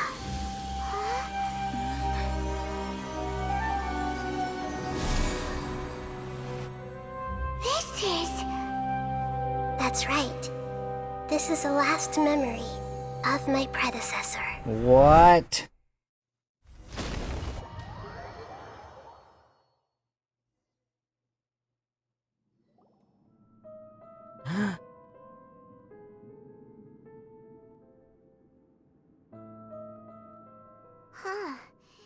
This sure seems very different from what Paimon imagined. Shouldn't Irminsul be in this realm of consciousness? Yes, that is our destination. But I didn't expect the remaining consciousness of Greater Lord Rukkhadevata to be as polluted as this. Polluted? Surely not. Forbidden knowledge? It seems you know about a concept that even I don't completely understand. Could you tell me what you know? Cut the black screen. Yep. Your inference seems logical enough. Forbidden knowledge once polluted the desert thousands of years ago, but was successfully repelled thanks to King Deshret's self-sacrifice, and Greater Lord Rukkhadevata nearly exhausting her power. Then, a second instance of forbidden knowledge pollution occurred during the Conria Cataclysm 500 years ago.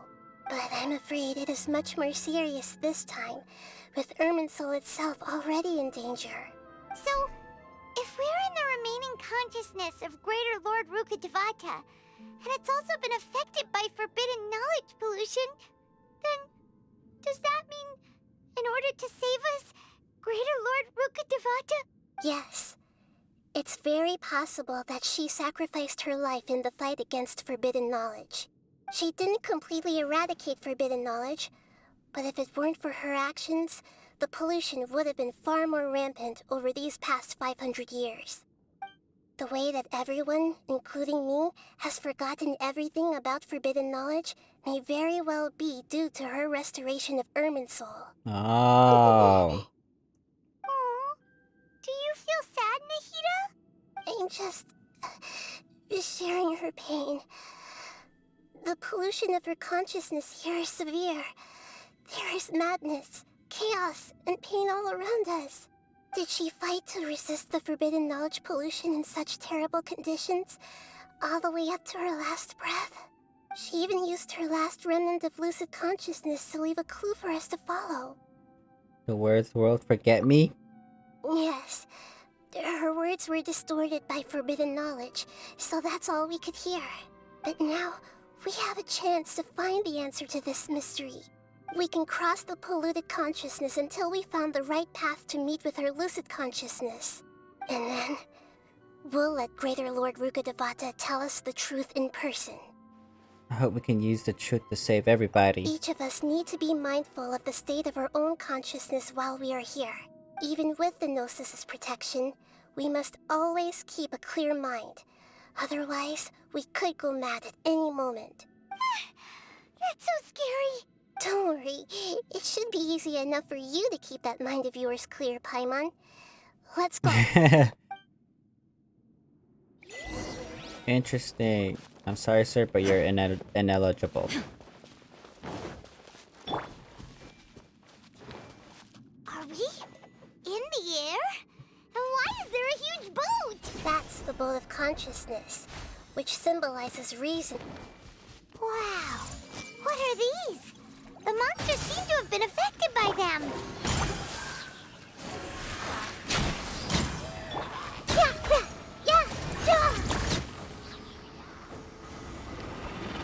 Ah! Solidify! Brace yourself. Think you can get away?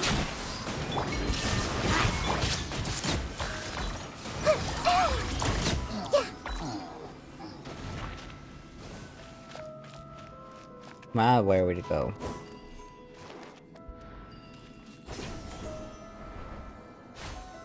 You dogs! Hiya! Everyone hold hands! Torn to oblivion!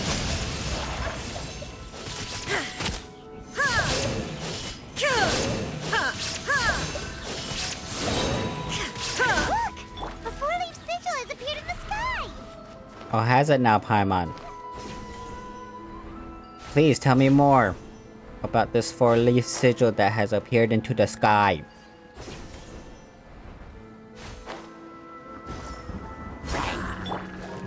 Time for takeoff. Illusion shattered! Oh, is this a boat? Let me try the boat. Here we go! Hey!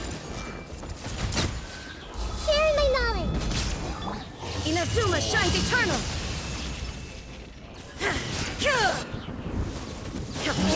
Get it to memory! Let's play! This might hurt a little.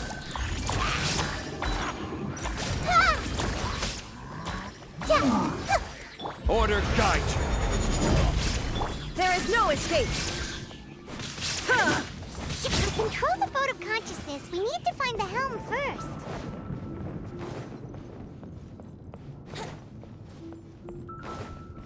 Find the helm first. Tell me more, Paimon. Let me drive the boat. We changed direction. Are we still going the right way, Nahida? Mm-hmm.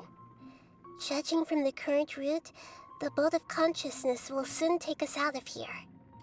Will it now? I don't like this.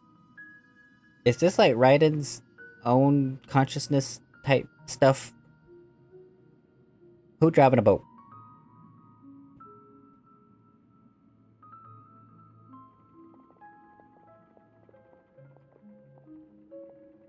We'll be arriving at our destination soon. How are you feeling? Are your minds still intact? Seem to be okay now. But everything's been completely normal for Paimon. Of course it is, you have no brain. Hopefully there won't be any more interruptions. This time, we should be able to meet Greater Lord Rukkhadevata. Are you saying you've never met Greater Lord Rukkhadevata before? No. No. It seems that my birth and her death took place at the same time. Otherwise, I think she would have given me a little more guidance, and I could have done a better job. Hey, you've done a great job, Nahida.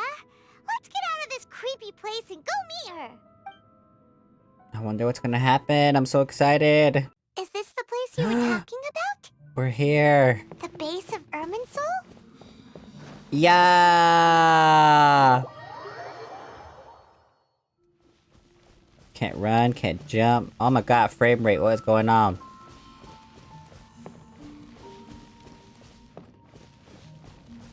This is embarrassing.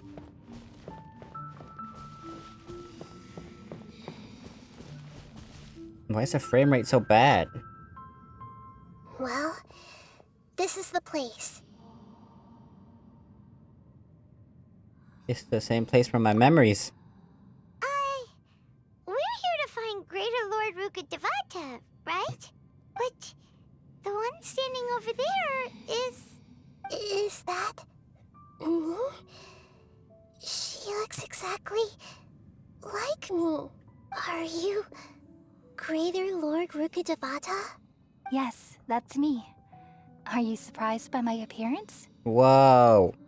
I can't believe my two eyes. Irminsul and the surrounding lands have been reproduced here as they were years ago. But this is just a realm of consciousness. We are manifestations of the same nature. Hence why we would appear exactly the same. We're of the same nature? Why? Because you are me, and I am you. They just couldn't render a freaking Kusanali model, that's why. No, Rukkhadevata model. You are me in the new samsara. The new samsara? As Greater Lord Rukkhadevata, I'm the avatar of Irminsul. And you are the purest branch snapped from Irminsul. Imagine it this way. Even if a tree dies, its branches will eventually take root and grow, continuing the tree's life in another form. I'm merely the remaining consciousness of Greater Lord Rukkhadevata. The real me has presumably died a long time ago.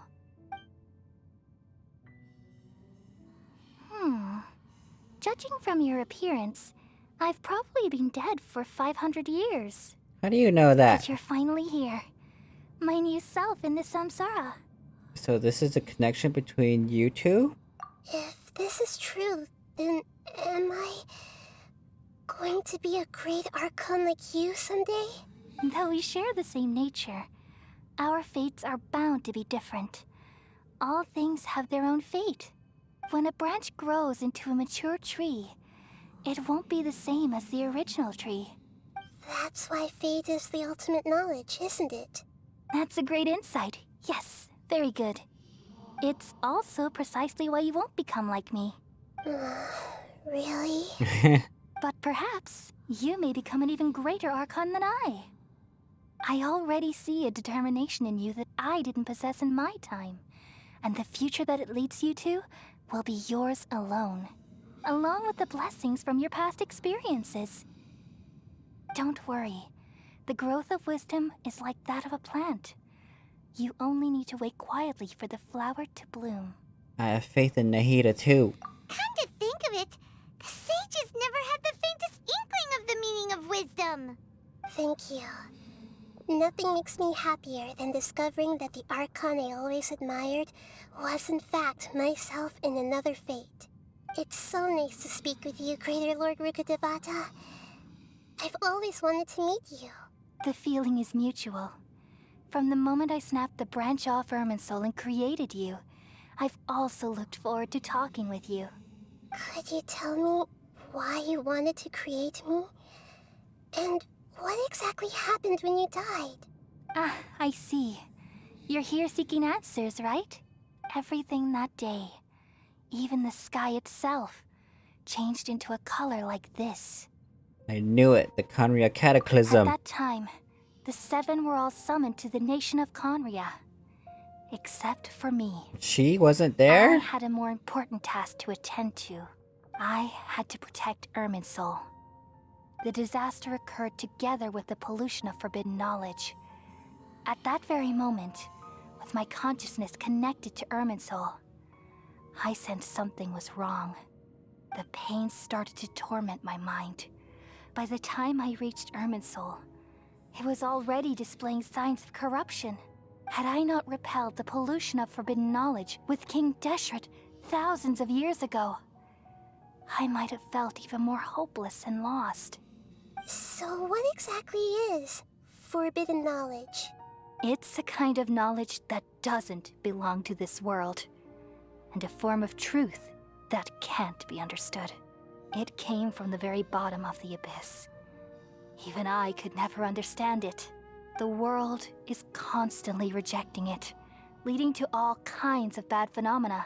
If we allow forbidden knowledge to pollute Irminsul, I'm afraid the entirety of Teyvat could fall apart. So, there's knowledge that even the God of Wisdom can't understand? Interesting. At that time, I knew I couldn't repel the forbidden knowledge with my strength alone, which is why I created a device that compiled human wisdom and named it the Akasha. It's truly the world's most amazing invention. Thank you. For a long time, I thought dreams were the fruit of human wisdom. Though it was selfish to do so, I borrowed people's dreams using the Akasha. Then I compiled their wisdom and all of my own power. Well, did it work? Thanks to the wisdom of the people of Sumeru, almost all the forbidden knowledge was cleared from Irminsul. But things didn't go as smoothly as I thought. I had a terrible headache, which gave me an uneasy feeling. And then I remembered that my consciousness was also connected with Irminsul. It brought me knowledge and wisdom, but vile corruption as well. From the very beginning, my existence had been polluted by the forbidden knowledge. Oh no! How could that happen? I've experienced that pain in your consciousness. It must have been a horrible experience. Yes, but my feelings weren't important. The important thing was that even if I died, my existence and everything related to me would continue to exist in Irminsul as memories and knowledge, meaning that the forbidden knowledge couldn't ever be permanently eradicated. And there's no way for me to eliminate myself. It would be a sort of paradox. So, I took the purest branch of Irminsul as my incarnation in the next samsara, and left a trail of clues, all in hopes that you would come here and remove me and my pollution from Irminsul forever. What? Wait, no, I can't. So you realize what that implies. You are very smart indeed. Irminsul has all the knowledge and memories of this world. And as you've realized just now, removing me from Irminsul means I essentially will never have existed in this world. But this is the only way to save Irminsul. People love you so much, and they've missed you so much over the past 500 years. I am exactly the same. So how can we just forget you like this? Is there really no other way? There must be something else I can do. You're the god of wisdom, Buer. You should know that there is no other way. But this is so cruel. I don't want to forget you. No need to feel so sad, Buer. As someone who delights in wisdom, you should feel joy at finally finding the answer. These are the words in their entirety. The answer you've been seeking all along. Let the world completely forget me. Let the world completely forget me. We all nestle under the great tree of wisdom, peering out to perceive the world. From the earth and from the rain, we perceive its wonders, until we become a white bird to perch atop a branch, and finally snap off the most important leaf. Once upon a time, I alone dreamed in this world. In my dreams, everybody would also dream after they fell asleep. Wild and wonderful thoughts would emerge from their minds. Some tumbled to the ground, and others floated to the sky, connecting all things in the world into one dazzling net. Among a plethora of worlds were numerous smaller worlds, all of fate, finding within the tapestry their brilliant glow. I gradually understood that these indescribable and constantly changing things are the most profound things in the world. Only they can completely repel the madness. Only dreams can awaken consciousness from the deepest darkness.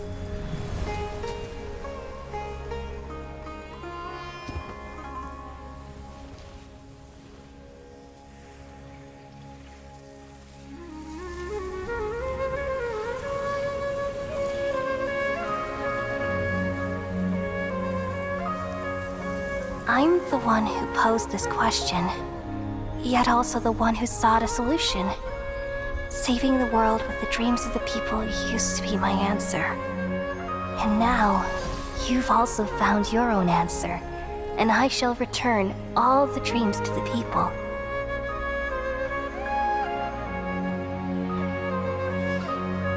Doing your Zad.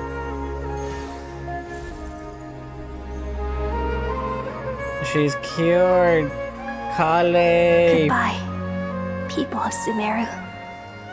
May you be blessed tonight with the sweetest of dreams. Nahida. I'm alright. I'm just a little confused. We've just saved the world, right? So why am I crying? I don't know where this feeling inside of me is coming from, but I feel very sad. Do you still remember what happened just now? Just now, we used the power of two gnosis to successfully connect with the Irminsul consciousness from 500 years ago. Then, we removed the remaining pollution from Irminsul. Did I manage to remember because I'm not from this world? Yeah, what's wrong? Weren't you there just now? So we remember? Paimon doesn't seem to remember either. Should I tell them the truth? Whoa.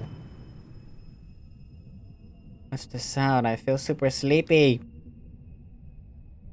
What's going on now?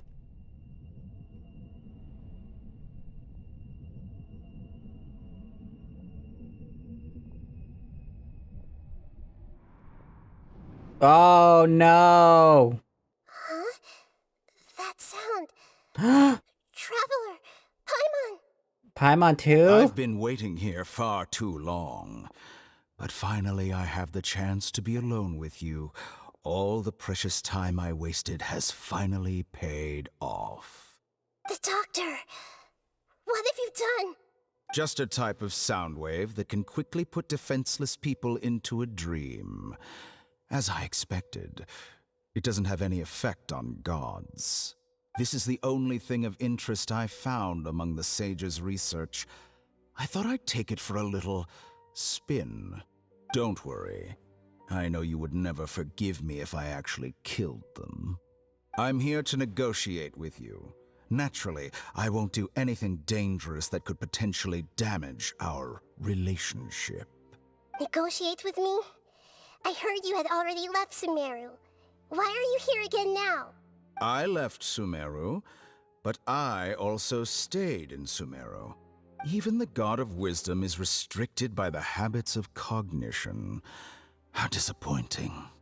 You mean there are many different versions of you in this world? An astute guess. What? Even the same individual will have different cognitions at different ages. A long time ago, I made a major decision in hopes of preserving all my perspectives of how I observe the world. Observation is the first step of any experiment, but observing the current world doesn't satisfy me. It lacks an important dimension, that of time. Time? So I saved segments of all my ages and made them into independent individuals. That's all there is to it. Indulge me. How does the God of Wisdom find my method of seeking knowledge? It's an insult to the very concept of life. Whoa. Life inherently has many rules and restrictions, each with its own significance and reason to exist. They can't be broken on a whim. Good. Amazing, even. Indeed, it's difficult for humans to make peace with themselves, not to mention oneself from a different period. Since you're in the academia, why wait until now to show up? You could very well have stopped us and helped that fake god. Simple. Let me ask you this. Would any staff member ever help the subject in the middle of an experiment? It was my experiment. So why should I interfere with the results? The academia saw the plan to create a god as their ultimate goal, yet you only saw it as an ordinary experiment. You really are crazy. If the experiment succeeded, you would have had a new god on your hands. How would you have faced your own god then? Would you still take the same stance? Would you still hold the same view of yourself? I'm first and foremost a scholar. These results should be left to the judgment of the hypothetical me confronted with that outcome. But you're right. And that's exactly why I'm disappointed with the conclusion of this experiment. As an individual, you don't have any sense of belonging. You seem to have even fewer convictions than a typical scholar. Oh no, I certainly have my own convictions. They just don't fit your standards, that's all. All right, that's enough conversation for today. The experiment is over, and it's time to tidy up the equipment and reclaim any useful materials. For example, the Gnosis. Lesser Lord Kusanali, you're an intelligent Archon. I'm sure you understand the disparity in our combat abilities at this time. Besides, you have no way to use that Electro-Gnosis in battle. Didn't you say you were here to negotiate with me? Somehow, it's starting to seem like you intend to take it by force now. I'm merely stating a fact. After all, I'm also a scholar. Naturally, I hope to show proper respect and dignity to the God of Wisdom. Your hypocrisy is built on absolute confidence.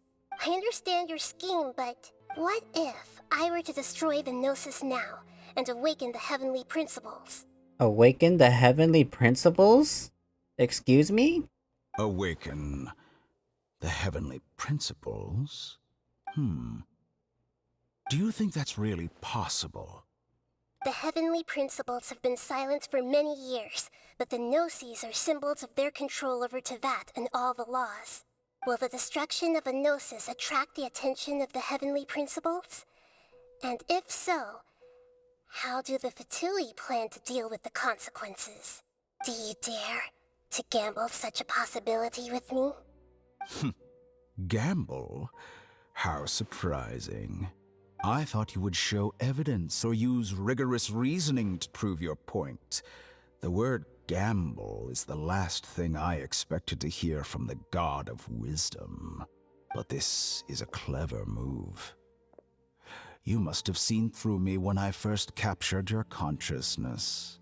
As a scholar, I respect all possibilities.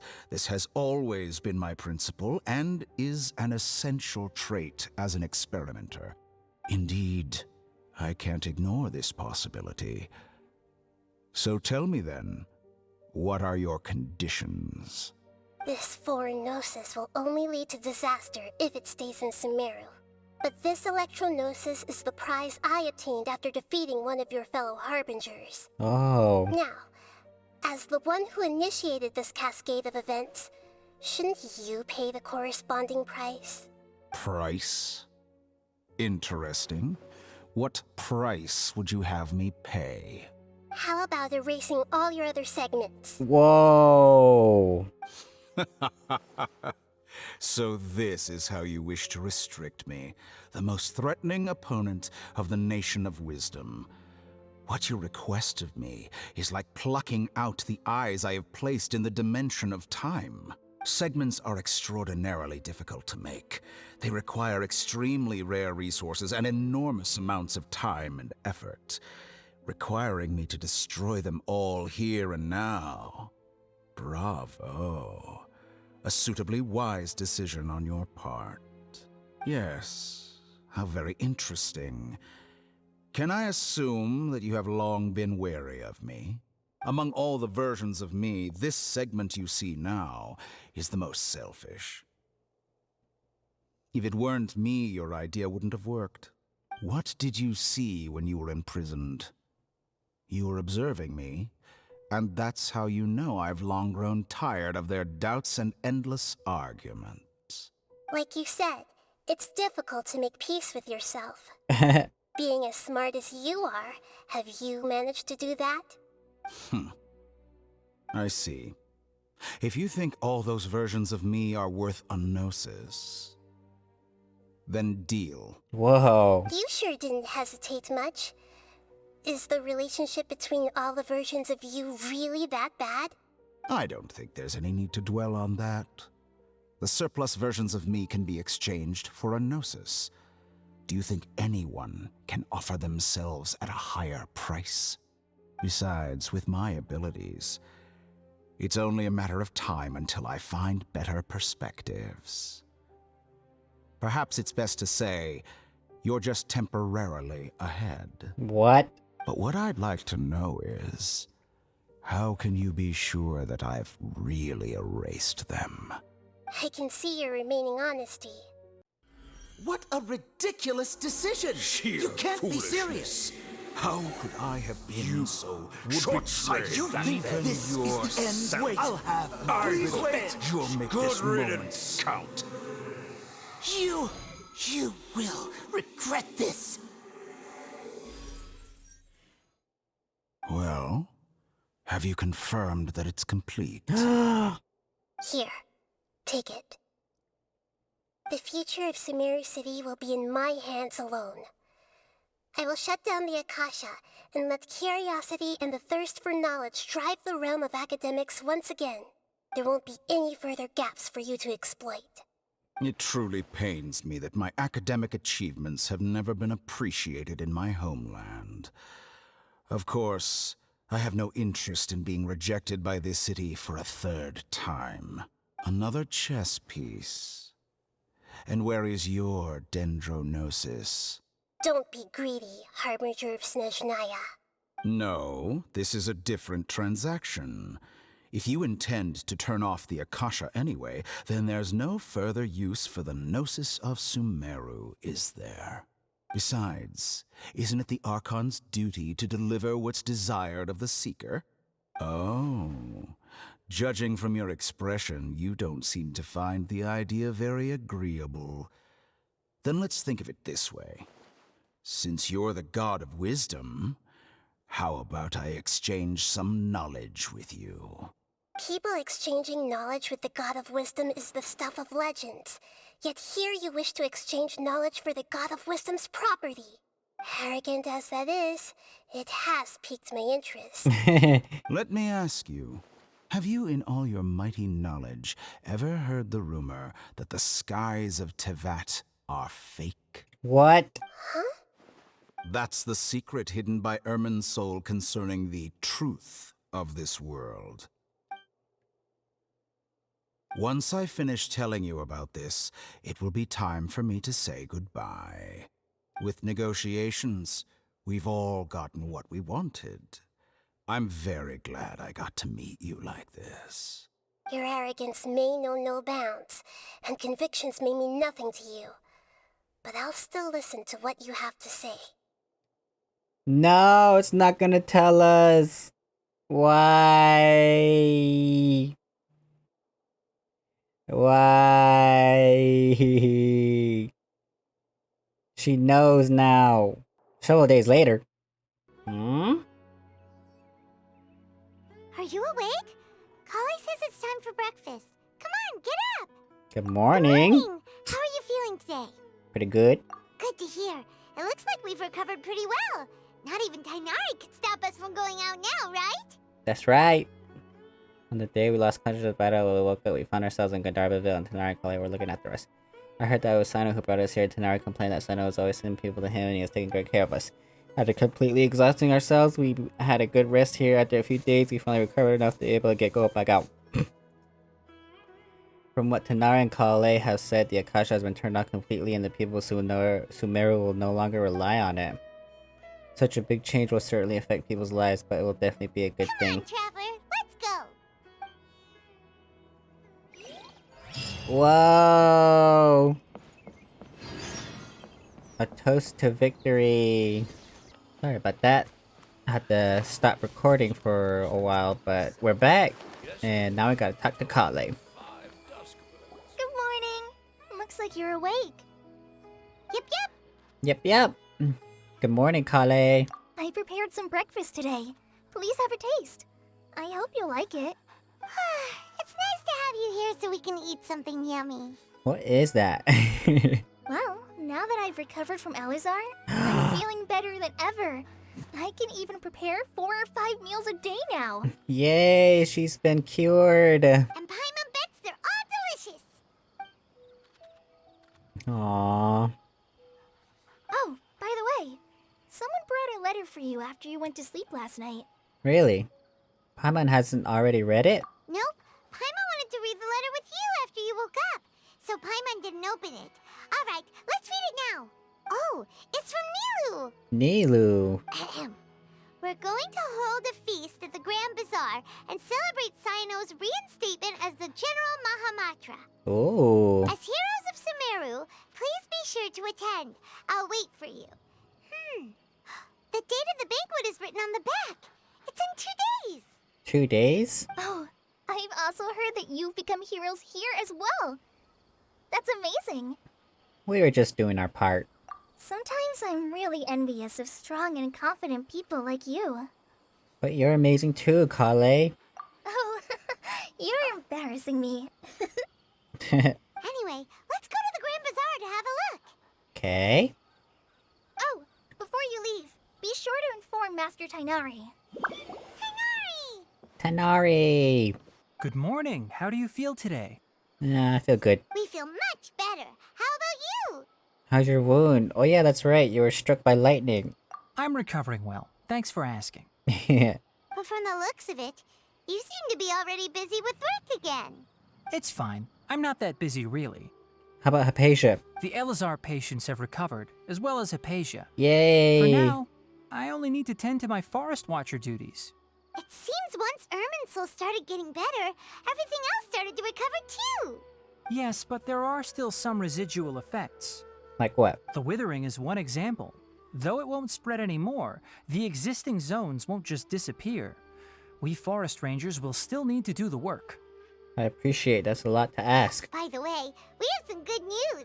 Sino got his position back. This news is hardly new. He had already mentioned it to me before. What? Huh? You mean he was already here? Why didn't he come to say hi to us? He visited once, but he was afraid of disturbing you while you were resting. He just asked me a few questions and left. Huh. Then you probably already know all about the celebration feast. Celebration feast? No, I haven't heard anything about that. Huh? But didn't Nilu say in her letter that they would celebrate Sino? He didn't tell you? Perhaps, or Alternatively, he doesn't know about it either. Oh, it's a surprise? Come to think of it, Sino doesn't seem like the type who'd enjoy a celebration feast. I guess Nilu's only planning on telling him once festivities are underway. You and Kale are both Sino's close friends. Why don't you come to the feast with us? Kala has taken over some of my tasks these days. I don't think she'll have time for it. Not to mention me. Aww. You see, some VIPs have come to the forest recently. Oh. Huh? VIPs? Very important Paimons? Oh my god. Well, technically speaking, they are former VIPs. The sages involved in recent incidents have begun their training in the Avidya forest, and the people they had previously imprisoned have all been released. Huh? Is your master alright? Yes, he's a little weak, but he isn't injured and his condition is stable. Lesser Lord Kusanali, in her boundless mercy, has decided to spare Azar and the other wrongdoers. Supposedly, they were ashamed of their shallow ideologies and have decided to dedicate the rest of their lives to cultivating wisdom in the Avidya forest. Hope they get lost. When they learned that Lesser Lord Kusanali had defeated the Balladeer and saved Irminsul, they were shocked at first, but also became happy, feeling that the sacred light guiding them on the path of discovering wisdom had begun to shine once again. As a result, work has increased for the forest rangers. That sounds really exhausting. There's nothing we can do, really. But that's another topic. Back to the matter at hand. Are you two planning to head out? Ah, right! We're here to request permission to head out. Would that be okay? You've recovered well. You may go, but be careful. Okay. Yay! Will do! Well, there won't be any problems if the feast starts at that time. Everything has already been prepared. Mm-hmm. Mr. Zubair, I finished Hello. tallying things up here. Well, except for the guests. Is a simple reply really that much to ask of our guests? Oh. It's affecting our arrangements. Oh, it'll be fine. Besides, it never hurts to get things ready in advance. I was thinking the same thing. The feast will be held sooner or later, right? Hey, Nilu! Traveler, Paimon. We got your letters, so here we are! You're the best. The other guests haven't even replied yet. Oh. Huh? Are we the only ones that have arrived? Yeah, I had someone deliver letters to all of our guests. But maybe everyone is still busy with other things. Look, I get it. Sumeru is in an extremely important period of transition right now, but even if your friends are important figures, they shouldn't just ignore your request like this. Yeesh. Nilu is Sumeru's #1 celebrity after all. Of course, you're right. You have no idea how happy I am to talk to people with good taste. Oh. If you consider enjoying Nilu's dances having good taste, then almost everybody has good taste. Because Paimon thinks everybody will love her performance. Uh-huh. That's right. We all think she's amazing too. Nilu is an absolute favorite among those of us who frequent the Grand Bazaar. For Outlanders, you have a great eye. Master Zubair, let's have a vote for the most outstanding audience members next time. I think these two may win. What? Nonsense. It is not for us to determine the value of an audience. But indeed, we could try giving gifts to people with particularly good taste. I heard there's a device in Fontaine called a camera that can record people's appearances as pictures. Such pictures would make superb gifts. We already have like 3 cameras, bro. Ooh, good idea. I wonder where we can find one. I don't want you giving pictures of me to everyone. I'm satisfied just being able to perform here. There's always a lot going on at the Grand Bazaar. Yeah, and that's why I love it here. Traveler and Paimon, could you help confirm if the letters were actually delivered? If for some reason they didn't receive the letters, then please tell everyone that there will be a feast here. Okay, we'll go around and check. Yeah, we can also check out how everything in Sumeru is going now. Do you know where everybody is? When I wrote the letters, I heard that Dia was in Port Ormos, and Alhaitham was at the Academia. As for Sino, we've only heard that he appears at the Academia from time to time. I'm not too sure about Ramon's whereabouts. My guess is that he's with Dia. As for Dunyarzad, I just hope she's feeling better. I sent her a letter, but I was afraid of disturbing her. If you have time, please ask about her for me. Okay, got it. Let's go, Traveler. Alrighty. So now we're mail service. We haven't seen Alhaitham anywhere. Let's ask that person over there. Paimon, you're so loud, your voice echoes everywhere. Hey there, have you seen Alhaitham around? Yes, it seems Scribe Alhaitham has gone to the House of Dana. You should be able to find him there. But you're already the second group of people I've seen looking for him today. He must be quite the busy man. Oh? Who else was looking for him? Mr. Cave was just here asking about him. Cave? You wouldn't believe how terrible their relationship is. And now you two are here. Don't tell me everyone's here looking for gossip about the sages. No. No way. We're strictly here on business. Ah, I see. Sorry, I thought maybe everyone's as interested in rumors about the sages as I am. Oh, you nosy. Alhaitham should be around here somewhere, right? Oh my goodness, who are you? Oh, he's over there. But it looks like he might not have time for us. He's already talking with someone else. Just put down that worthless book and tell me what happened in the academia. This is not just some worthless book. Do you have any idea how difficult it is to find a physical book like this in Sumeru? It doesn't matter. It's probably just another thing that you used your authority to get your hands on anyway. Just put it aside.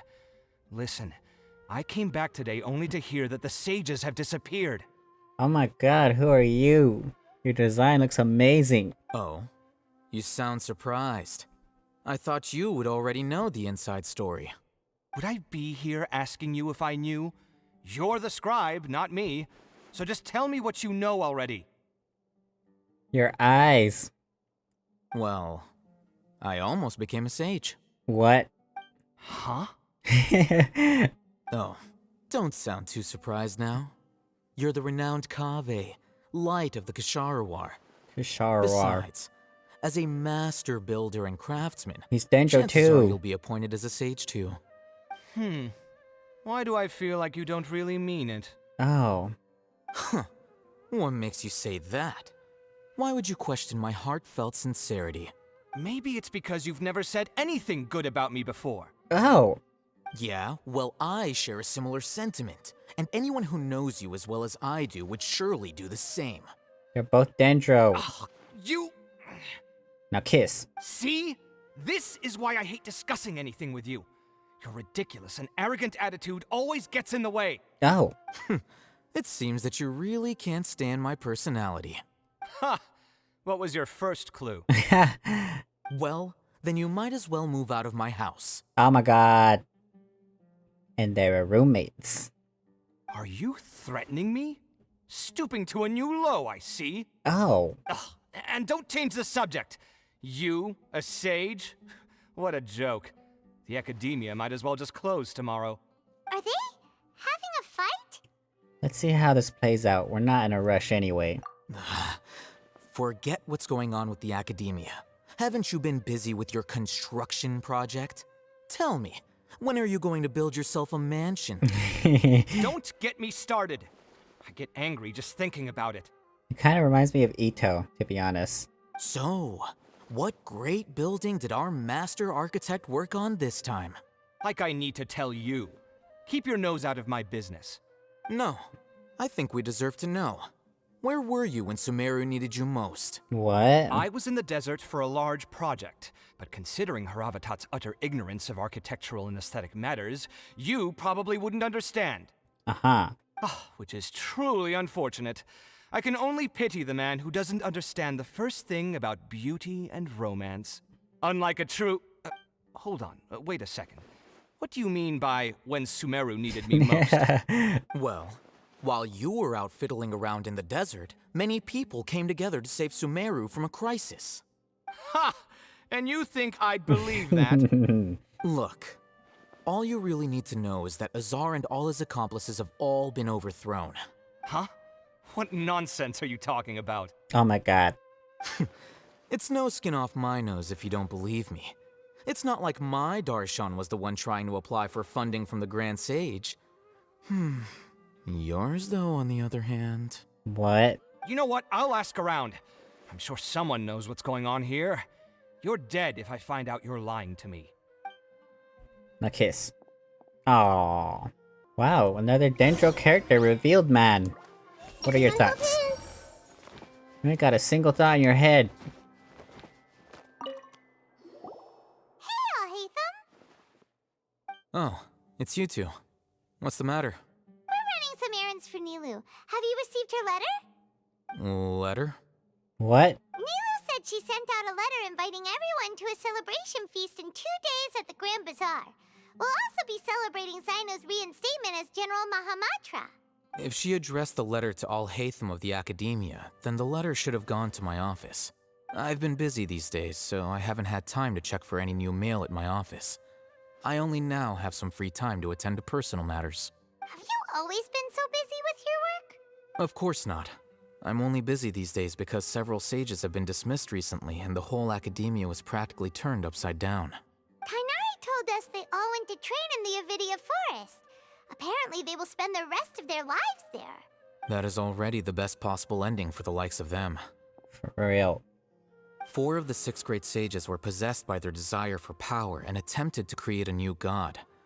In order to pull it off, they even imprisoned the other 2 rational sages. To imagine such things could take place in the Academia. I don't know where to begin. The 6 great sages. Sounds pretty powerful. Yeah, you're right. Huh. Feels kind of strange to hear them called that after all this time. But then again, the 6 great schools sounded pretty impressive too.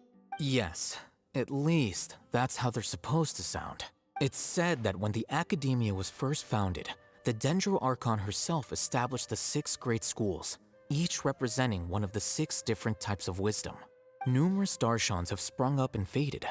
Only the 6 Darshans attaching themselves to the 6 great schools have stood the test of time and obtained permanent seats in the Academia. Now, the 6 Darshans are nearly synonymous with the 6 great schools, and the leaders selected for the schools are the 6 great sages. Among the 6 great sages, there is one central leader, the Grand Sage. Wouldn't that be the Dendro Archon though? Unfortunately, only the sages from Vahumana and Amorta remain now. They were imprisoned for opposing Azar, and were only rescued after Azar's downfall. So who's managing things in the other 4 schools now? Do they need to find someone new? Yes. Normally, new sages are selected based on a strict set of criteria. Uh-huh. Oh, didn't you just say something about becoming a sage? If they pick you, then we'd have a huge connection in Sumeru. Paimon has a point. Yes, about that. You didn't let me finish my sentence.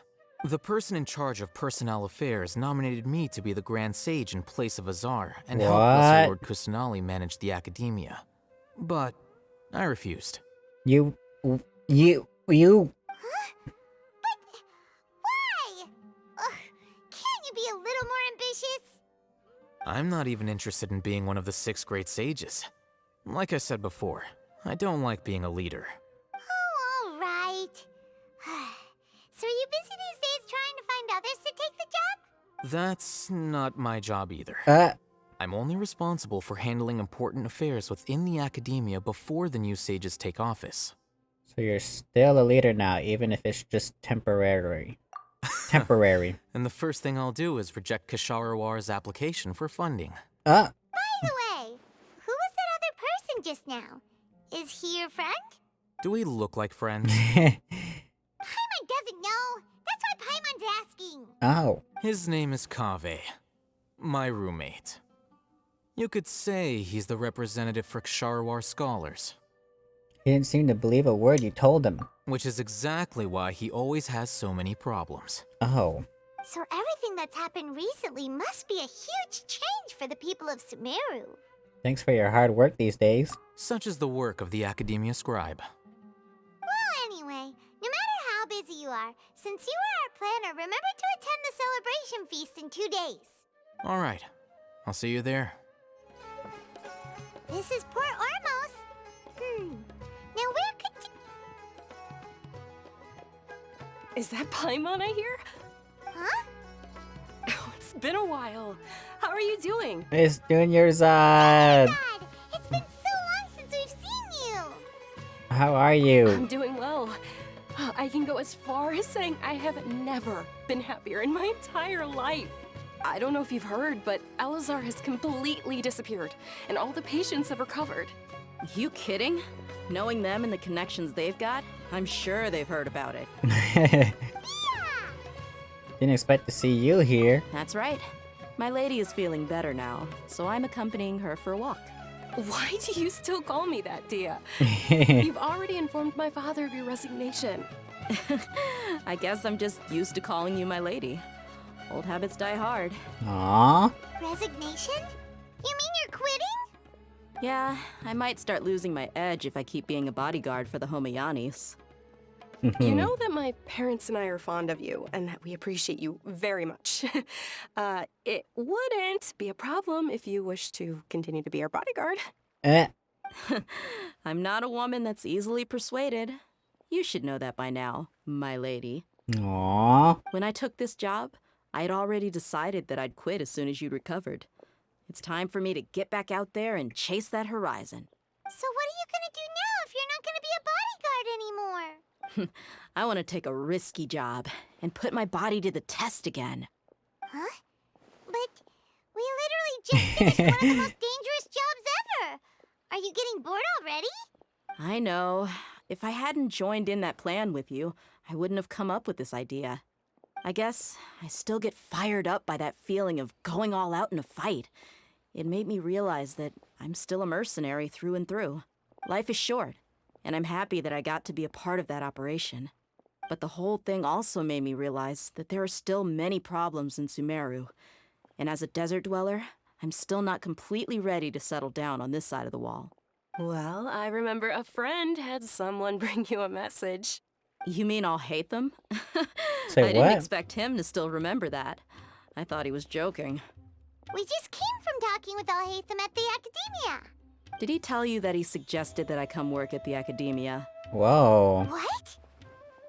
We didn't hear anything about that. I heard that Azar and his cronies fell from power, and Alhaitham told me that now was a good time to find a job in the Academia. But only if I wanted to. Whoa. Paimon can't see you being anything other than a mercenary. Wow, Paimon. Me neither. But I think Dia would look great dressed up as a scholar. Ugh, forget about it. I wouldn't last 10 seconds in there. Alhaitham probably just liked the way I worked and knew I'm good in a fight. So he suggested I find some work in the Academia. But you know, if you take him up on the offer, Sino might actually agree and let you become a Matra. Ooh. Because you're super amazing. The Matra have all the talent they need as long as they have Sino. I prefer to be free to live however I choose. In fact, I chose this job from the very start because I knew it'd be right up my alley. Even if being a mercenary means facing all kinds of danger. A lion has to return to the wild sooner or later. If anything, being your bodyguard has been unfamiliar territory for me. I don't want to see you go, but I'll respect your decision. I'm glad to hear you say that. Come on, no need for the sad face. It's not like we'll never meet again. I guess being free is just a part of how Dia operates. Once the whole Dendro Archon thing is settled, everything in Sumeru will take a turn for the better. That makes me happy too. But a peaceful society will probably mean less demand for mercenaries like me. Before long, we'll be a dying breed. So I'd better get to work while I still can. Huh? But wait a second. You make it sound like you're leaving now. Well, no, not yet at least. I promised my lady I'd stick around until next week. So, have you been in Port Ormos this entire time? We were wondering if you had received a letter from Nilu. Oh, did Nilu write to us? She heard that you were seen in Port Ormos, so she sent the letter here. Huh.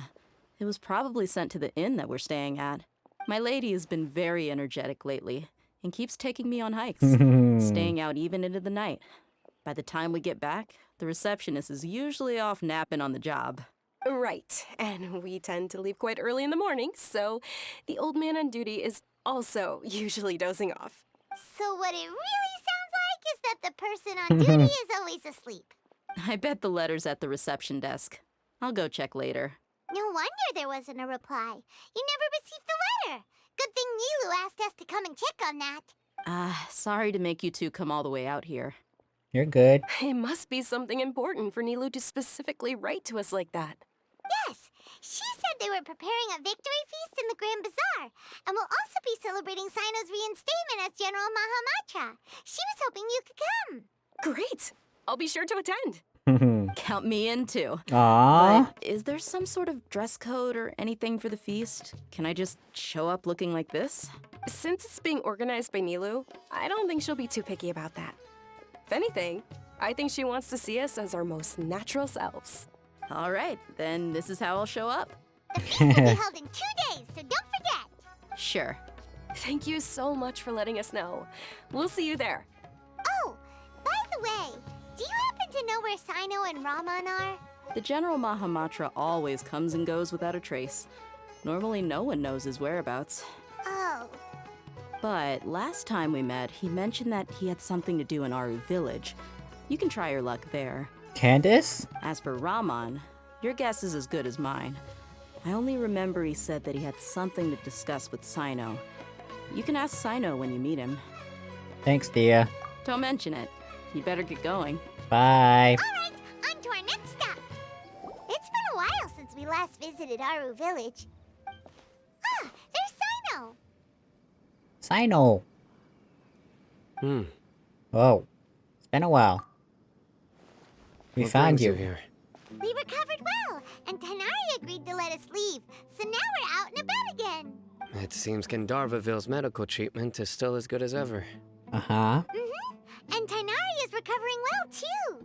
That's good to hear. Thank you for taking us to him. Yeah, you're the one who brought us to him when we lost consciousness, right? Thanks for that. You're welcome. Tainari has excellent medical skills, and Kale is quite attentive. It was the best place for you. But why are you just standing here like a dead tree? Oh. I'm meeting some people. Oh, you mean Candace?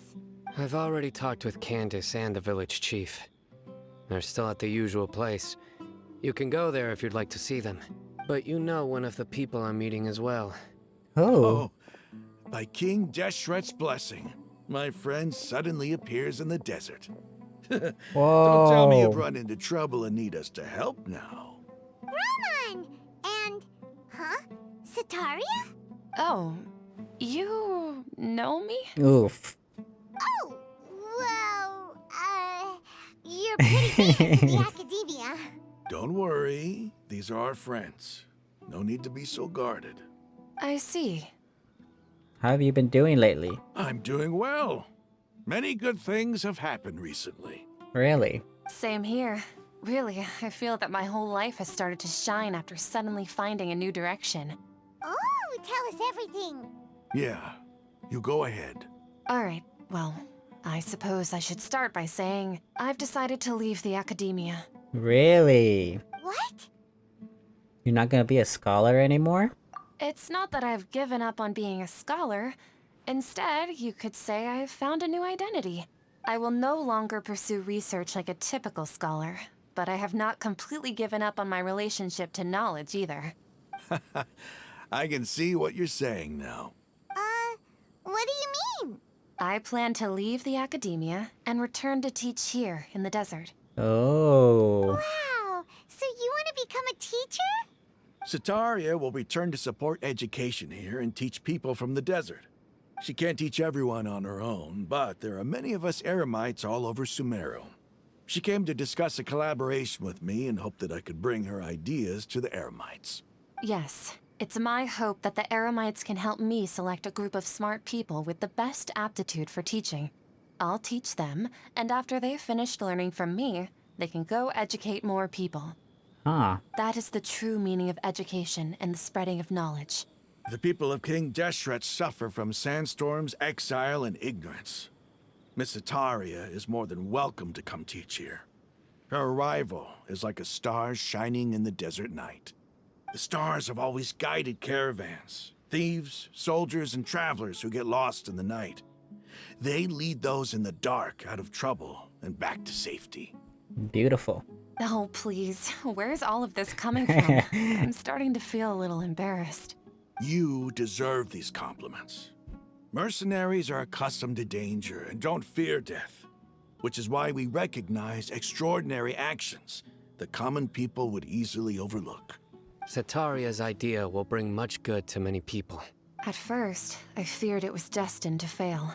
Everyone knows that the Academia doesn't allow scholars to teach in the desert without permission. As you know, all knowledge is under their surveillance and control, and very few desert dwellers are as lucky as me. But what I heard at that time has been haunting my heart, as if there were lightning bolts constantly bombarding my soul. Setaria, you tread a treacherous path, and the longer you ignore it, the tighter the Academia's grasp on you will become. Setaria, why haven't you gone home?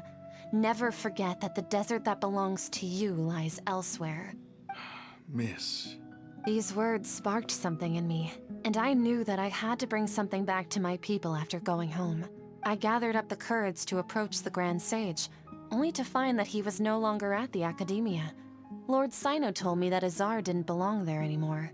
Azar has received much-needed punishment. Oof. Though, if you ask me, it may have been too light. You probably have already heard. Yep. Lord Sino helped me obtain permission to leave the Academia for the desert, and accompanied me here to discuss collaboration with members of the Eremites. My plan was able to go smoothly thanks to him and Rahman. You're all doing so much for the desert. Aside from that, I also have some other business to discuss with Sino. Lesser Lord Kusanali has allocated many resources to support and develop the desert. I've done some business for her, and part of it required the assistance of the Eremites. I applied for a few batches of educational materials from the Academia, and sent them to several groups in the desert, as instructed by Lesser Lord Kusanali. I believe the people will make good use of them. That's exactly what the people here need. Physical books and other related items. If it weren't for Sino and Lesser Lord Kusanali, I'm afraid we'd never be able to get our hands on them. Apart from this, the Academia is also recruiting scholars that are willing to teach in the desert. I'll let you and Setaria know as soon as I have any more news. We must be persistent about this, and maintain these resources to ensure long-term effectiveness. Agreed. This is the first time in hundreds of years we've had a glimmer of hope. I think this may be the turning point for the desert. Remember these words. Here lies our faithful priest, Kasala. His wisdom is a miracle among the people, deserving of high praise and admiration. I hope people with wisdom like that priest will rise again among the desert dwellers. Then we'll once again see the wisdom and glory that once shook the world. Beautiful. Enough about us. Are you here to discuss some business too? Oh, I completely forgot. No, not at all. We're actually here on behalf of Nilu. Nilu wanted to write to everyone, but she wasn't sure where the letters should be sent, so she asked us to come find everyone personally. A celebration feast will be held in 2 days at the Grand Bazaar. She hopes that all of you will be able to attend. At the feast, we'll also be celebrating Sino's reinstatement as General Mahamatra. Why'd you say that? Although, judging from your appearance, it seems you've already been reinstated. Paimon thought you would only start working for the Academia after the feast. Celebration? Feast?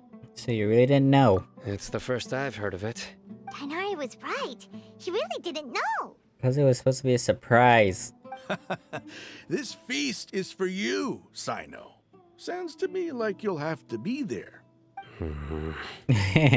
It's rare to see that kind of expression from Lord Sino.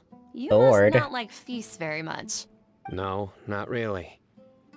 But I'll go. Aw, you two are invited as well. Well, I still have a lot to handle here. Besides, I need to look after Miss Setaria in the desert, so I'll have to pass. I'm afraid I won't be able to join you. Although, if you'd be so kind, please give a message to Miss Nilu for me. The message is, I'm sorry for how I treated you before, but now I understand the beauty of your dance. It's like a light shining in the sky. You and the art you symbolize are not only beautiful, but also lively and powerful. So much so that it was prohibited. Please keep dancing, and someday I'll be able to appreciate your art in person. Okay, we've got all that down. Yeah, we'll be sure to give her the message. Our job here is complete as well. Oh, Sino, remember, party's in 2 days. Make sure you're there. Got it. Bye. Oh, they just vanished. Everybody's already here. Looks like we're the last ones to arrive. I'm here. Whoa. Ah, there you are. Good evening. Well, look who finally decided to show up. What do you mean? You look like you came here immediately after finishing up some work. I'm very happy to see you here. But we're not late, are we? It's just that everyone else arrived ahead of time. I propose that the last one who arrived be put in charge of today's speeches. Excuse me? Nah, there won't be any speeches today. Oh, really? Well, even better. Oh. Come join us over here. Let's share some great food and drinks, and chat about all sorts of fun things. Everything looks quite good. Wow, Paimon can't wait! Traveler, just look at all the delicious food here.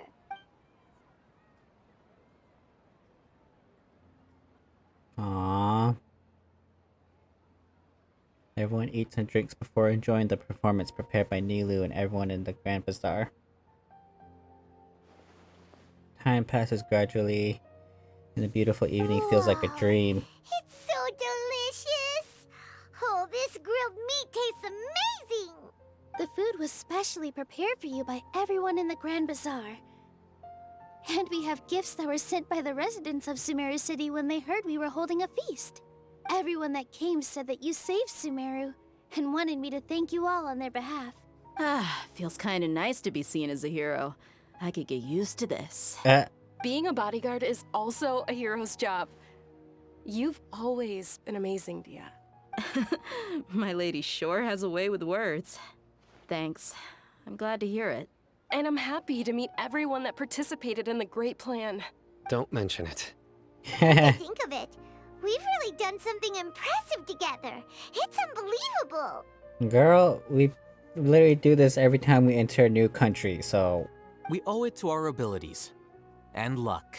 Wow, we actually said something positive. Really? Why do I remember everybody thinking that luck was against us and feeling like we hardly had a chance of succeeding? Oh. That's how I remember it too. It's luck that brought us together, and it was luck that let us form a team. Then, it took even more luck for us to formulate a plan and implement it successfully. As a scholar, I'm surprised you're... What is it? Entertaining the idea that luck even exists. Moreover, judging from the results, everything worked out well. Yeah. Everyone gave it their all when it mattered most. It was almost like a performance. We took the stage and put on our best show. Everyone played their part. And thanks to everyone's efforts, the performance was a great success. So, would you say we're good actors too? That's one more talent under our belt. It's such a blessing that Lesser Lord Kusanali was able to return to power at the Academia. Speaking of which, where is she? Yes! Even after being abandoned and neglected so many times, she's finally returned. Returned to the Academia? Abandoned and neglected? Uh-huh. Lesser Lord Kusanali once used all her power in a great disaster, which resulted in her losing all her wisdom and memories of the past. The Academia basically abandoned her because of it. Wait, how do you know that? Which resulted in her losing all of her wisdom and memories of the past. This should be something everybody should remember. Huh? Wait! You look surprised. I didn't say anything wrong, did I? Oh... Wait, what? Is this like the new history? No, everything you said is correct. That's good. Something wrong? So no one remembers. Yeah, what's with that face? You knew all of this already. Don't mind me, my mind was elsewhere.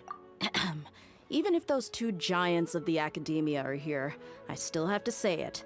Those sages really have some nerve. Oh. 500 years ago, Lesser Lord Kusanali used all her power for the people of Sumeru. And what did they do in return? Wait, so there's no greater Lord Rukkhadevata then? Which, I mean, makes sense because of what we just witnessed, but... So now they think it's Lesser Lord Kusanali who... you know... averted the crisis back then. It seems that after everyone forgot Greater Lord Rukkhadevata, their understanding of Sumeru's history also changed. Now everyone believes that Lesser Lord Kusanali has been Sumeru's Archon all along. Maybe I'm the only one in all of Tevat who remembers the Greater Lord Rukkhadevata ever existed. As a witness of all that happened, I shall respect her choice and keep the secret for her. If you bite the hand that feeds you, don't act surprised when it turns into a knuckle sandwich, right, Sino? Perhaps I shouldn't say this, but their treatment of Lesser Lord Kusanali calls for a more severe punishment. Oh. You could simply tell Lesser Lord Kusanali that you wish to have Azar and his accomplices severely punished. I respect our deity's decision, and won't interfere in any way. Where is she? While we're on this topic, why didn't you accept the Academia's invitation to become the Grand Sage? Ah, my lord. Are you trying to say that I'm fit to be a sage? You're more than fit. Not at all. Oh. But every person handling the selection process has said that you are the most suitable candidate to lead the Academia right now. Why? Because he dethroned Azar from power? Could you try to put it another way? This is a good thing, yet you're making it sound like I overthrew Azar for my own personal gain. Oh. But seriously though, I always wondered if you had some personal motives behind it. I did have my own motive, but it had nothing to do with being a sage.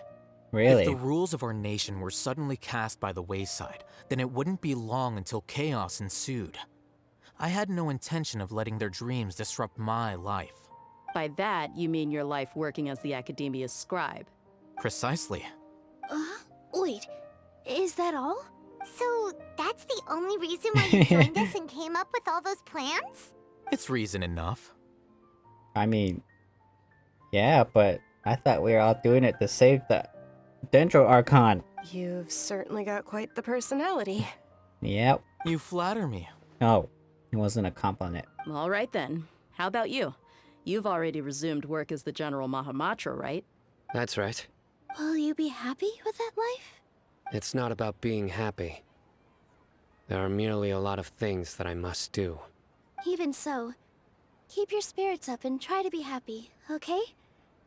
And try to smile more every day. Just like I'm doing now.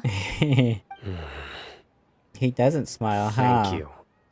I'll keep that in mind.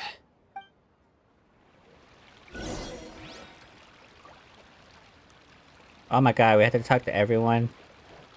Ah, there you are, traveler. Hello. Well, how is it? Are you enjoying the feast today? Yes. If there's anything you're unhappy with, just let me know.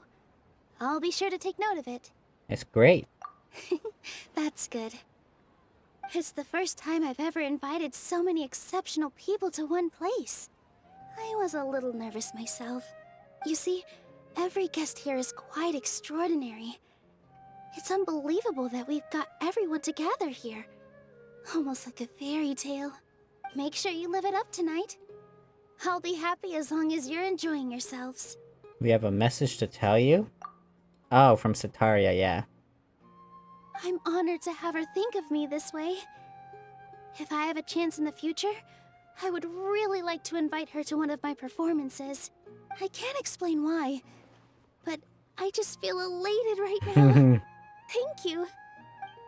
I seldom participate in such lively gatherings, but the atmosphere here is quite good. I thought you might find it boring. No. This gathering today has a unique meaning.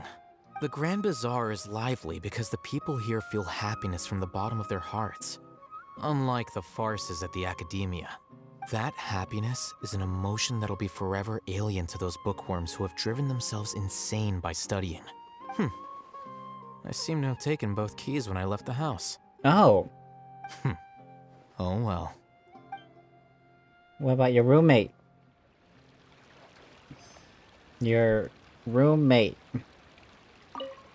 My lady, the grilled meat over there is delicious. Have you tried it? Yes, I also tried some fruit just now. Oh, they're very sweet. What an amazing place to relax. No wonder everybody likes to rest at the Grand Bazaar. You said it. Oh, look who else is here. Hi. Hello. Oh, I'm so happy Nilu invited everybody. Oh, now I have the chance to meet all the heroes. My pleasure. Hey, less of that polite chit-chat and more eating and drinking. Oh. The feast is about having fun, not stuffy formalities. The atmosphere here is good. And everything is delicious. Must be rare to see you at such a lively gathering. Yeah. I don't often come to such places. But it feels quite good. I have a lot to handle these days. Otherwise, I could show you around. It's alright, don't worry about us. There's always next time. We're friends after all. Friends? This feast is pretty good. I like it. Aww. Am I falling asleep? Hey, what's wrong? Your head is starting to droop. I feel suddenly sleepy. Hey, you can't just fall asleep here. Paimon will go find something delicious for you to eat. You'll wake up once you've put something yummy in your tummy. Really? Of course. Just wait here for Paimon.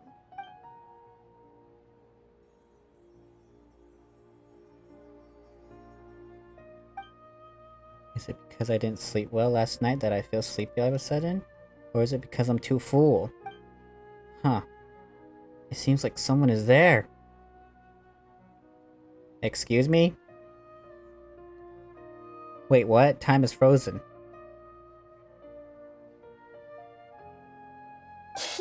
It's me. Oh, you scared me. Nahida, it looks like my consciousness is connected to yours again. You may blame me for being a bit too self-indulgent. I was thinking about talking with you, and the next thing I knew, I had made a connection with you. The connection between us is amazing. It's like flora and the fence it grows upon. Is there anything you need from me? I heard there's an amazing celebration feast today at the Grand Bazaar. I wanted to have a look for myself, so I snuck in. Lately, I've been so busy dealing with all the fallout from recent events, so I really haven't had any free time. Although you've already helped me with a lot, there's still one more thing I hope you can help me with. What is it? Please say thank you to everyone for me. Ah, so that's what this is about. Nahida, it'd be better if you could do that yourself. Oh, is it not convenient for you to do that for me? It's just, you know, it means a lot more when it's coming from you. Some things in this world must be done by yourself. But if I just show up all of a sudden, people will become all quiet and stiff, won't they? Maybe, but I don't know. Tell them to relax. What if I end up scaring them and ruining this wonderful feast? That'd be the last thing I want. Girl, the feast is literally about you. It'll be fine. Please don't worry too much. Let me think about it. Don't think too long, because it's about to end. Okay. Have you made up your mind? Yes, I have. Okay. That's good. Wait, huh? You said I should go thank everyone as myself, right? So, I've decided to borrow your body for the time being. Oh my god. Please don't blame me. The flora also climbs up to the fence to get closer to the sky. Then at least promise me you won't say anything weird when you're my body. Are you awake now? Paimon was just about to bring you the food. It's me. It's me. Huh? That voice. Nahida? Hold up. What's going on? I didn't expect to have a conversation with the consciousness of Lesser Lord Kusanali in the Grand Bazaar. Interesting. Is this also a part of the feast? No, of course not. Are you Lesser Lord Kusanali? Hello, Nilu. Aww, you know my name? Oh my gosh. Yes, I already know every one of you. Nilu, Alhaitham, Sino, Dia, Paimon, and Dunyarzad. Lesser Lord Kusanali? Oh, she's gonna... I took the liberty of Oh. occupying the traveler's body so that I could thank all of you in person.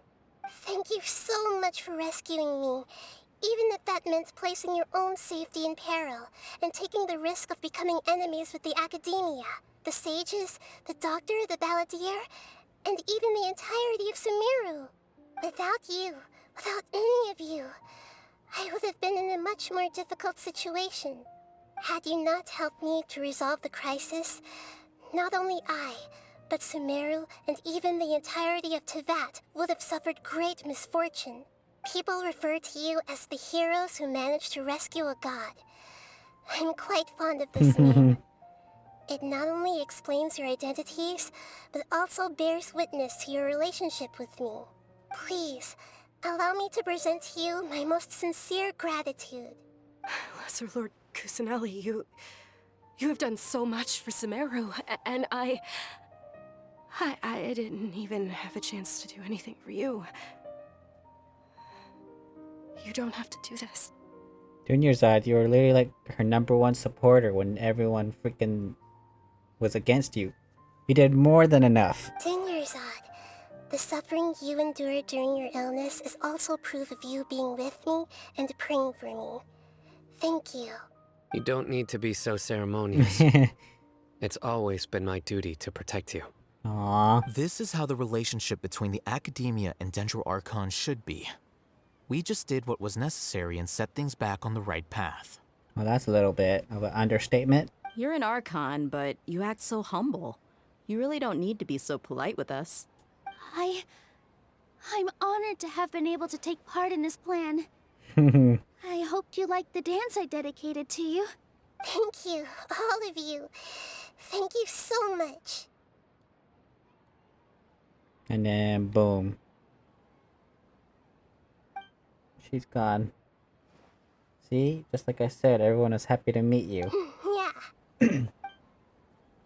Nahida shows up for a surprise visit. Whoa! She actually showed up.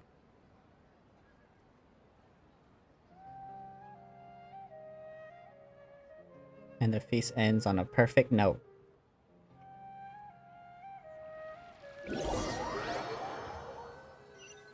The next day. Interesting. Are you awake? Did you rest well? I think I slept alright. After Nahida left, you ate a lot of food. You've become a glutton.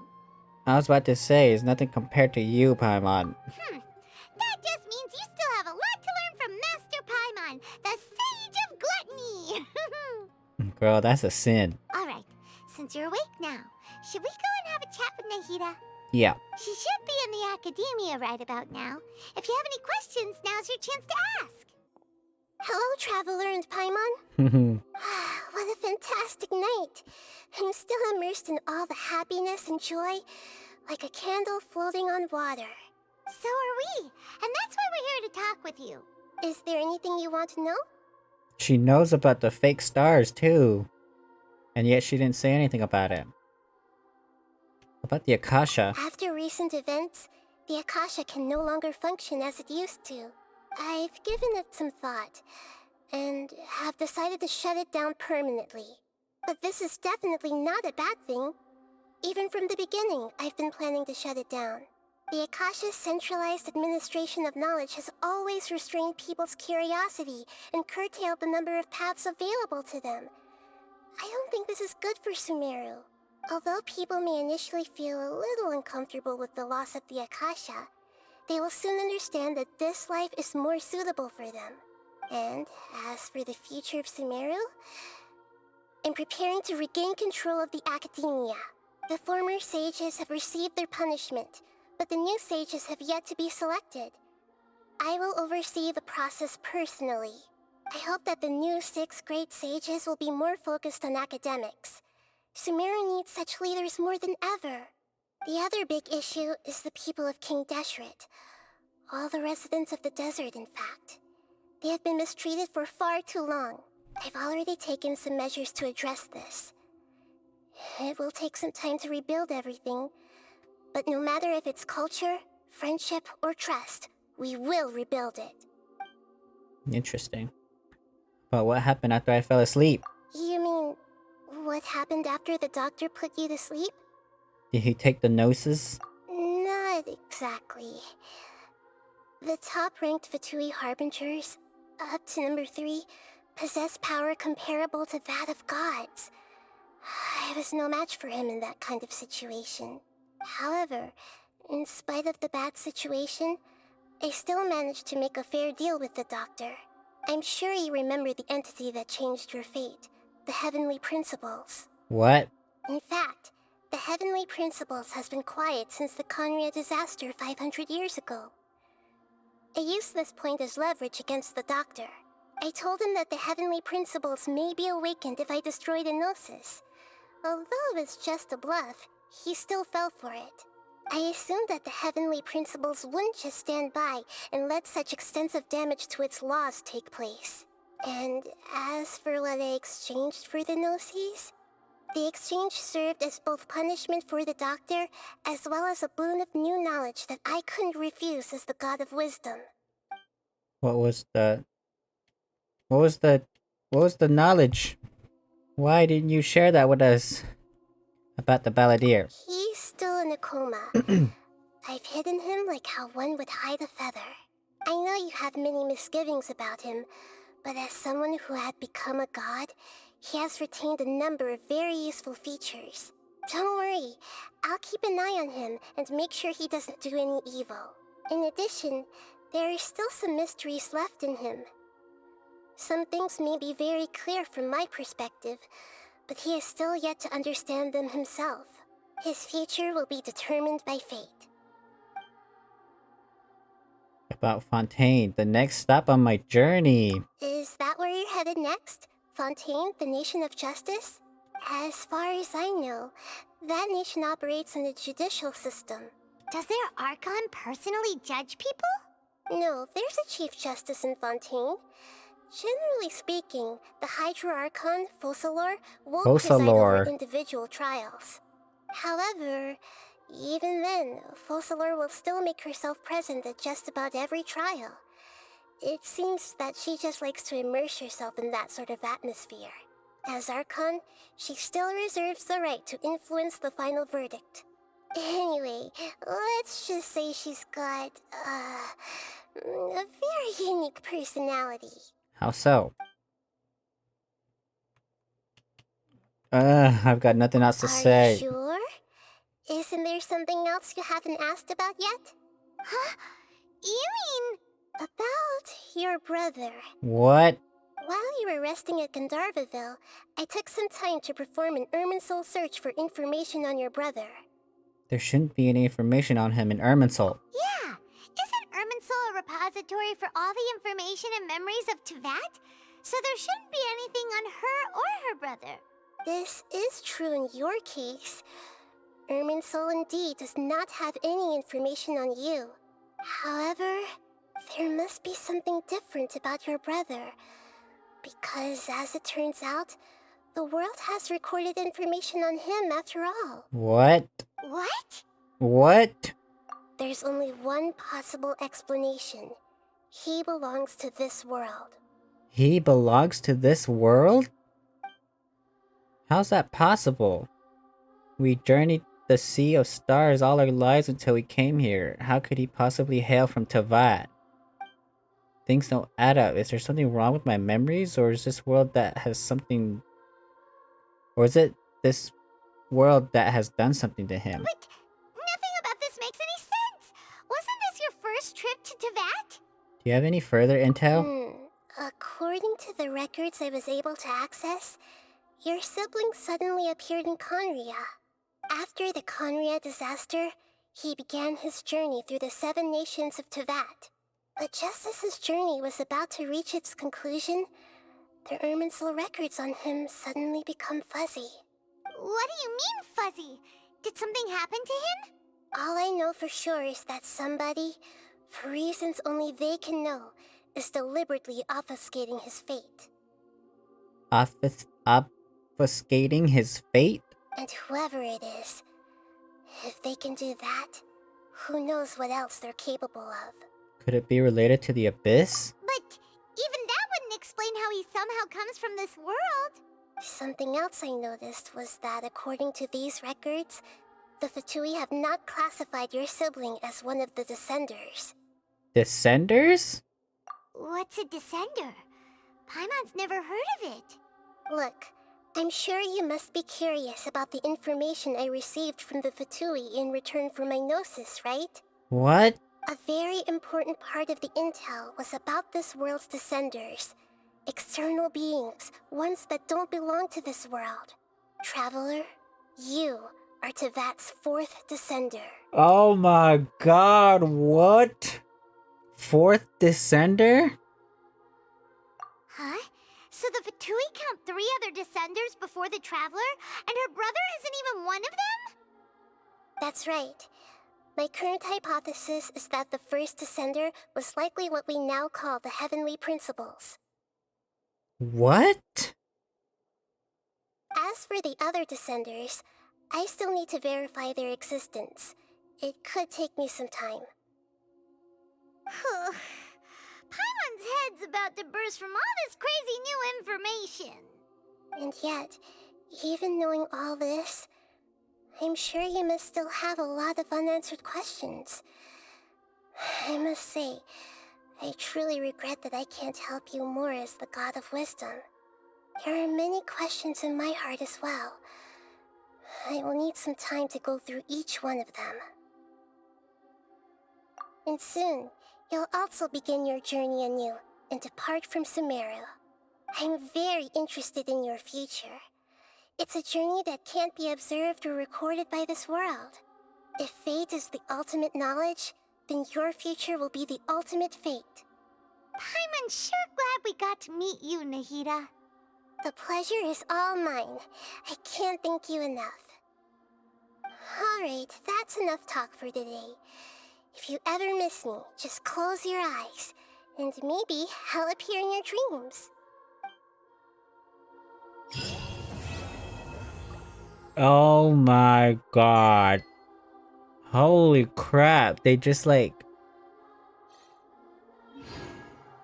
That was a lot of information to process, like, what? I know they kind of give us some lore at the end, but that was... What? I can't even... I can't even... Oh my god. Is there anything you want to know? Traveler, you are Tevat's 4th Descender. Oh my god, just hearing that line just like... Oh, it just like blows my mind. Huh? So the Fatui count 3 other Descenders before the Traveler, and her brother isn't even one of them?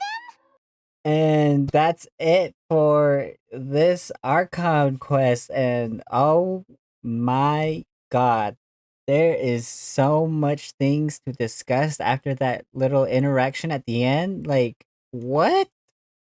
I thought I had everything like figured out, you know, but now I'm just like filled with more questions, and oh my god, it's like this literally like changes everything that I knew. Well, I kind of knew about Genshin Impact, and now I'm just like even more curious to see what happens. And yeah, apart from that, this Archon quest was, oh my god, it was really good. I can't even believe how amazing it was. It was like all these characters, this whole situation. It was like filled with so many twists and turns.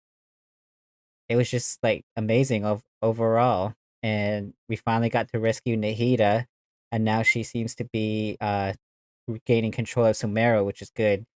And it seems that our next destination is Sumeru, which honestly I'm really excited about, but I'm more than, patient to wait for it because we just got Sumeru and I'm honestly enjoying Sumeru. I'm enjoying the Dendro element. We finally got that after 2 years, and man, Genshin Impact really seems to have a bright future ahead, and I'm more invested than I was like in the beginning. It's kind of crazy, and I really hope that it continues to like, be amazing as it was in this version update.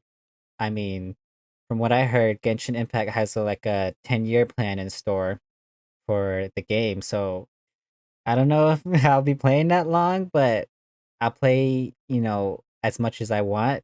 And because, like I said, this story is just really incredible. It's like it has me, questioning things. It just makes me want to know more.